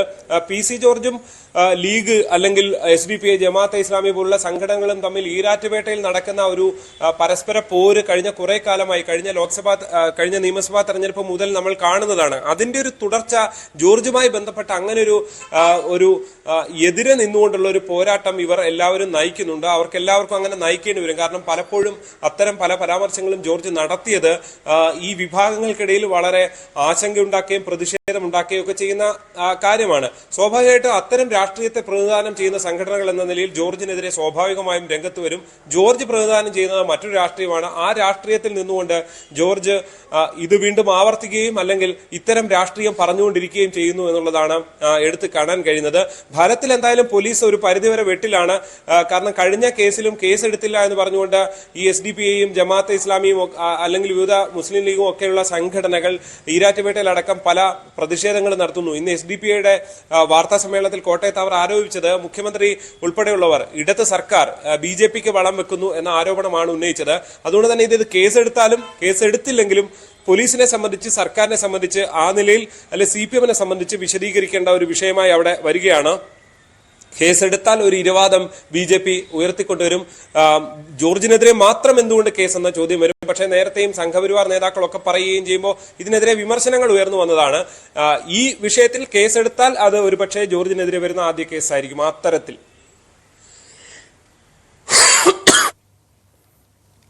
വ്യക്തമാണ്. G. ശ്രീജിത്താണ് വിവരങ്ങൾ നൽകിയത്. സ്പോട്ട് ലൈവിന് പോകുന്നത് ആലപ്പുഴയിലേക്കാണ്. വിവാഹ വാഗ്ദാനം നൽകി പീഡിപ്പിച്ചെന്ന യുവതിയുടെ പരാതിയിൽ സോഷ്യൽ മീഡിയ ഇൻഫ്ലുവൻസർ പിടിയിൽ. തൃക്കണ്ണൻ എന്ന ഹാഫിസാണ് പിടിയിലായത്. ആലപ്പുഴ ഇരുവുകാട് സ്വദേശിയായ ഹാഫിസിനെ സൗത്ത് പോലീസാണ് അറസ്റ്റ് ചെയ്തത്. ഇയാൾ മുഹമ്മദ് ഹാഫിസ് എന്നാണ് ഇയാളുടെ പേര്. ഇയാൾക്ക് ഇൻസ്റ്റാഗ്രാം ഐ ഡി ഉണ്ട്. 3,51,000 ഫോളോവേഴ്സുള്ള ഇൻസ്റ്റാഗ്രാം ഐ ഡി ആണ്. തൃക്കണ്ണനാണ് പേര്. ഇതുപോലെ നിരവധി പെൺകുട്ടികളെ ഇതേപോലെ റീൽസ് എടുക്കാമെന്ന് പറഞ്ഞ് ഇയാളെ വരുതിയിലാക്കിയതിനു ശേഷം ഇയാൾ ഇതേപോലെ ലൈംഗിക ബന്ധത്തിൽ ഏർപ്പെട്ട ശേഷം കുട്ടികളെ പറ്റിക്കുകയാണ് ചെയ്യുന്നത്. ഇയാളുടെ പ്രതി എന്താ പറയുന്നത്? പ്രതി പറയുന്നതെന്ന് വെച്ച് കഴിഞ്ഞാൽ ഈ കുട്ടിയെ വിവാഹം കഴിക്കാൻ വേണ്ടിയിട്ടായിരുന്നു. പിന്നീട് എന്തൊക്കെയോ ഈ ബന്ധം കിട്ടിയ ശേഷം കുറച്ച് വഴക്കുകളും കാര്യങ്ങളും ഉണ്ടായി. അതിനുശേഷം ഈ കുട്ടിയായിട്ട് പിരിഞ്ഞതാണ് പറയുന്നത്. ശരണ്യ സ്നേഹജൻ ചേരുന്നുണ്ട് വിവരങ്ങളുമായി. ശരണ്യ, ഈ അടുത്തിടെ ഈ സോഷ്യൽ മീഡിയ ഇൻഫ്ലുവൻസർമാർ എന്ന് പറയുന്നവർ പ്രത്യേകിച്ച് യൂട്യൂബർമാരൊക്കെ ഇതുപോലെ പെൺകുട്ടികളെ, യുവതികളെ പീഡിപ്പിക്കുന്ന സംഭവങ്ങൾ പലപ്പോഴും കേൾക്കുന്നുണ്ട്.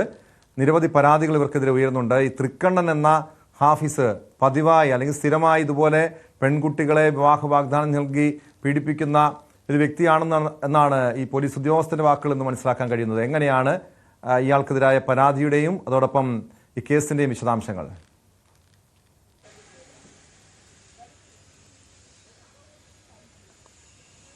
ടോം, ഈ സോഷ്യൽ മീഡിയ ഇൻഫ്ലുവൻസറായ ആളുകൾ ക്രിമിനൽ കേസുകൾ പ്രതികളാക്കപ്പെടുന്നത് ഇപ്പോൾ സാധാരണമായി വന്നുകൊണ്ടിരിക്കുകയാണ്. നമുക്കറിയാം, പല കേസുകളിലും പെൺകുട്ടികൾ നൽകിയിട്ടുള്ള പീഡന പരാതിയിന്മേലാണ് പോലീസ് കേസ് രജിസ്റ്റർ ചെയ്തിട്ടുള്ളത്. അതിന് സമാനമായ രീതിയിലുള്ള ഒരു കേസാണ് ഇന്ന് ആലപ്പുഴ സൗത്ത് പോലീസ് എടുത്തിട്ടുള്ളത്. ഈ കേസിനകത്ത് പിടിയിലായിട്ടുള്ളത് തൃക്കണ്ണൻ എന്ന ഇൻസ്റ്റഗ്രാം പേജുള്ള മുഹമ്മദ് ഫാഹിസ് എന്ന ചെറുപ്പക്കാരനാണ് പിടിയിലായിട്ടുള്ളത്. ഇയാൾക്ക് 25 വയസ്സാണ്. ഇയാൾ ഇരവുകാട് സ്വദേശിയാണ്, ആലപ്പുഴയിലെ. ഈ ഫാഹിസിന്റെ പേജിൽ ഫാഹിസിനൊപ്പം റീൽസ് ഉൾപ്പെടെ ചെയ്തിരുന്ന ഒരു പെൺകുട്ടിയാണ് ഇപ്പോൾ പരാതി നൽകിയിട്ടുള്ളത്. ഈ പെൺകുട്ടിയോട് വിവാഹ വാഗ്ദാനം നൽകി വിശ്വാസത്തിലെടുപ്പിച്ച ശേഷം ശാരീരികമായി പീഡിപ്പിച്ചു എന്ന പരാതിയിന്മേലാണ് ഇപ്പോൾ സൗത്ത് പോലീസ് കേസ് രജിസ്റ്റർ ചെയ്തിട്ടുള്ളത്. നമുക്ക് സൗത്ത് സിഐയുടെ വാക്കുകളിൽ നിന്ന് മനസ്സിലാക്കാൻ കഴിയുന്നത് ഒന്നിലേറെ ആളുകളുമായി ഫാഹിസിന് ബന്ധമുണ്ടായിരുന്നു എന്നുള്ളതാണ്. എന്നാൽ പല കേസുകളിലും ഇത്തരം സമാനമായ രീതിയിലുള്ള സംഭവങ്ങൾ ഉണ്ടായിട്ടുണ്ട്. പക്ഷേ അത് സെറ്റിൽ ചെയ്ത് പോവുകയാണ് ചെയ്തിട്ടുള്ളത് എന്നുള്ളതാണ്, പരാതി ഉണ്ടാവാത്ത രീതിയിൽ. പക്ഷേ ഈ പെൺകുട്ടിയുടെ കേസിൽ വളരെ സാധാരണ കുടുംബത്തിൽ നിന്നുള്ള ഒരു പെൺകുട്ടിയാണ്. മാത്രമല്ല ഇവർ തമ്മിലുള്ള ചാറ്റുകളടക്കമുള്ള സൈബർ തെളിവുകൾ ധാരാളമായി പോലീസിന് ലഭ്യമാവുകയും ചെയ്തിട്ടുണ്ട്. ഒരു ഘട്ടം വരെയും ഈ പെൺകുട്ടിയെ ഉപയോഗിച്ച ശേഷം പിന്നീട് ബ്ലോക്ക് ചെയ്ത ഫോൺ കോളുകളിൽ നിന്നും മറ്റുമൊക്കെ ബ്ലോക്ക് ചെയ്ത് ഒഴിവാക്കുകയായിരുന്നു എന്നുള്ളതാണ്. ഇതിനകത്ത് വിവാഹം കഴിക്കാമെന്ന് പല തവണ ഉറപ്പ് നൽകുന്നത് അടക്കമുള്ള തെളിവുകളാണ് പോലീസിന് ലഭ്യമായിട്ട്. അങ്ങനെ കൃത്യമായ തെളിവുകളുടെ അടിസ്ഥാനത്തിലാണ് ഇപ്പോൾ സൗത്ത് പോലീസ് ഫാഹിസിനെ അറസ്റ്റ് ചെയ്തിട്ടുള്ളത്. മെഡിക്കൽ പരിശോധനകൾക്ക് വിധേയമാക്കുകയാണ്. ഒപ്പം പോലീസിന്റെ ഒരു അന്വേഷണത്തിൽ ബോധ്യപ്പെട്ടുള്ളത് ഇരവുകാടുള്ള ഇയാളുടെ വീട്ടിൽ, കുടുംബ വീടിനോട് ചേർന്ന് തന്നെ തൊട്ടടുത്ത മറ്റൊരു വീടുമുണ്ട്. പക്ഷേ ഈ ചെറുപ്പക്കാരൻ വിവാഹിതനോ ഒന്നുമല്ല, പക്ഷേ കുടുംബത്തോടൊപ്പമല്ല, മറിച്ച് തൊട്ടടുത്തുള്ള ആ വീട്ടിലാണ് താമസിക്കുന്നത്. അവിടെ പോലീസിന്റെ അന്വേഷണത്തിൽ പല പെൺകുട്ടികളും വരാറുണ്ട് എന്നതടക്കമുള്ള കാര്യങ്ങൾ പോലീസ് സൂചിപ്പിക്കുന്നുണ്ട്. അത്തരത്തിൽ വിവരം ലഭ്യമായിട്ടുണ്ട് എന്നുള്ളതാണ്. അങ്ങനെ നടത്തിയ അന്വേഷണം ഈ പെൺകുട്ടി ആദ്യം സമീപിച്ചത് എറണാകുളത്താണ്. എറണാകുളം പോലീസിനെ, കൊച്ചി പോലീസിനെ ഇവർ സമീപിക്കുന്നു. അതിനുശേഷം അവിടുന്നുള്ള ഡയറക്ഷൻ പ്രകാരമാണ് ആലപ്പുഴ സൗത്ത് പോലീസിലേക്ക് ഈ പരാതി കൈമാറ്റം ചെയ്യപ്പെടുകയും ചെയ്യുന്നത്. തുടർന്നാണ് ഇപ്പോൾ സൗത്ത് പോലീസിന്റെ അന്വേഷണത്തിൽ ഈ കാര്യങ്ങൾ വസ്തുതയുണ്ടെന്ന് ബോധ്യപ്പെടുകയും ഒപ്പം അറസ്റ്റ് രേഖപ്പെടുത്തുകയും ചെയ്തിട്ടുള്ളത്. ആലപ്പുഴ നിന്നുള്ള മറ്റൊരു വാർത്ത കൂടി പരിശോധിക്കേണ്ടതുണ്ട്. ആലപ്പുഴ ചേർത്തലയിൽ ഹോട്ടൽ ജീവനക്കാരും CPM DYFI പ്രവർത്തകരായ അഭിഭാഷകരും തമ്മിൽ ഏറ്റുമുട്ടൽ. മേശ തുടയ്ക്കുന്നതിനിടെ അഭിഭാഷകനായ സ്വരാജിന്റെ ശരീരത്തിൽ വെള്ളം തെറിച്ചതാണ് സംഘർഷത്തിലേക്ക് നയിച്ചത്.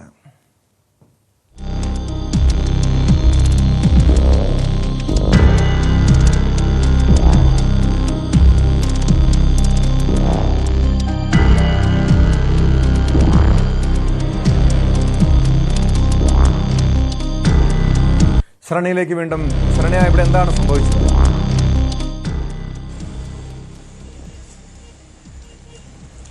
നമ്മൾ ദൃശ്യങ്ങൾ കണ്ട സംഘർഷം 3 ആഴ്ച മുമ്പ് ആലപ്പുഴ ചേർത്തലിലെ ഒരു ഹോട്ടലിൽ നടന്നതാണ്. മധു ഹോട്ടലിൽ വെച്ചാണ് ഈ സംഘർഷം ഉണ്ടായിട്ടുള്ളത്. അവിടെ തന്നെ ഈ സംഘർഷത്തിൽ ഏർപ്പെടുന്നത് ആ ഹോട്ടലിലെ ജീവനക്കാരായ ചെറുപ്പക്കാരും ഒപ്പം തന്നെ അവിടെ ഭക്ഷണം കഴിക്കാനായി എത്തിയ ആലപ്പുഴയിലെ അഭിഭാഷകർ, ആലപ്പുഴ ചേർത്തല കോടതിയിലെ അഭിഭാഷകരുമാണ്. ഈ സംഭവവുമായി ബന്ധപ്പെട്ട് പോലീസ് കേസുകളോ മറ്റും ഒന്നും ഇപ്പോൾ നിലവിലില്ല. കാരണം ആദ്യം ഈ സംഭവം ഉണ്ടായ ഘട്ടത്തിൽ ഈ വിഷയം അന്ന് തന്നെ സെറ്റിൽ ചെയ്ത് പോയതാണ് എന്നുള്ളതാണ് നമുക്ക് അറിയാൻ കഴിഞ്ഞിട്ടുള്ളത്. പക്ഷേ അതിന്റെ ഈ സംഭവത്തിന്റെ CCTV ദൃശ്യങ്ങൾ നവമാധ്യമങ്ങളിലൂടെ ഇപ്പോൾ പുറത്തു വന്നിരിക്കുകയാണ് എന്നുള്ളതാണ്. ഇതിൽ ഉൾപ്പെട്ടിട്ടുള്ള ആളുകൾ എന്ന് പറയുന്നത് ഒന്ന് മുൻ ചേർത്തല ടൗൺ LC സെക്രട്ടറി ആയിരുന്ന സുരരാജാണ്. ഇയാൾ ചേർത്തല കോടതിയിലെ അഭിഭാഷകനും ബാർ അസോസിയേഷൻ ഭാരവാഹിയാണ്. ഒപ്പം CPM സംസ്ഥാന കമ്മിറ്റി അംഗത്തിന്റെ മകൻ ബാലസുബ്രഹ്മണ്യം ആ കേസിൽ ഉൾപ്പെട്ടിട്ടുണ്ട്. കേസിലല്ല, ആ സംഭവത്തിൽ ആ ദൃശ്യങ്ങളുണ്ട്. DYFI Kanjikuzhi area president Bineesh Vijayan, ഇവർ 3 പേരും ചേർത്തല കോടതിയിലെ അഭിഭാഷകരാണ്. ഇവര് ഭക്ഷണം കഴിക്കുന്നതിന് വേണ്ടി ഈ മധുവിന്റെ ഹോട്ടലിൽ എത്തുകയും അവിടെ വെച്ച് ഈ മേശയിലുണ്ടായിരുന്ന, അതായത് ഊണുമേശയിൽ ഉണ്ടായിരുന്ന മലിനജലം വേസ്റ്റ് റിമൂവ് ചെയ്യുന്നതിനിടയിൽ ഈ സുരാജിന്റെ ദേഹത്തേക്ക് നമുക്ക് ദൃശ്യങ്ങൾ കാണുമ്പോൾ തന്നെ അറിയാം, അവർ അഭിഭാഷകരുടെ വസ്ത്രം ധരിച്ച് തന്നെയാണ് അവിടെ ആ ഭക്ഷണം കഴിക്കാനായി വെള്ള ഷർട്ടും ബ്ലാക്ക് പാൻറ്റും ഇട്ടാണ് അവിടെ എത്തുന്നത്. അവിടെ വെച്ച് ഇത് തെറിച്ച് ഷർട്ടിലേക്ക് വീഴുന്നു. ഇതേ തുടർന്നുണ്ടായ സംസാരം, അതായത് ഇതിനകത്ത് മാപ്പ് പറയണമെന്ന് ആവശ്യപ്പെട്ടുകൊണ്ടുള്ള സംഭാഷണം ഉണ്ടാകുന്നു. അത് പ്രകോപനത്തിലേക്ക് പോവുകയും ഈ ചെറുപ്പക്കാർ, അതായത് ഈ വെള്ളം തെറിപ്പിച്ച ആൾ അത് നടക്കില്ല എന്നുള്ള രീതിയിൽ പ്രകോപനപരമായ വർത്തമാനം പറയുകയും ചെയ്യുന്നു. തുടർന്നാണ് അവിടെ സുരാജ് ഈ പയ്യനെ അടിക്കുന്നു. അതിനുശേഷം പിന്നീട് ഈ ഹോട്ടലിലെ ഈ ചെറുപ്പക്കാരായ പിന്നെ അവിടെ ജോലി ചെയ്യുന്ന കുട്ടികൾ ചേർന്നിട്ട്, അവര് പലരും ചെറിയ കുട്ടികളുമൊക്കെയാണ്, ഇവർ ചേർന്ന് ഈ അഭിഭാഷകരെ മർദ്ദിക്കുകയായിരുന്നു. അവിടെ ഉണ്ടായിരുന്ന ചോറ് വിളമ്പി വെച്ചിരുന്ന പാത്രം ഉൾപ്പെടെ ആണ് മർദ്ദിക്കുന്നത്. ആ മർദ്ദന ദൃശ്യങ്ങളാണ് ഇപ്പോൾ പുറത്തു വന്നിരിക്കുന്നത്. ഈ സംഭവത്തിൽ ഇവരെ മർദ്ദിച്ച യുവാക്കളെ സംബന്ധിച്ചും ഹോട്ടലിലാണ് ജീവനക്കാരും അഭിഭാഷകരും തമ്മിൽ ഏറ്റുമുട്ടലുണ്ടായത്. സ്പോട്ട് ലൈവ് പൂർണ്ണമാകുന്നു. നമസ്കാരം.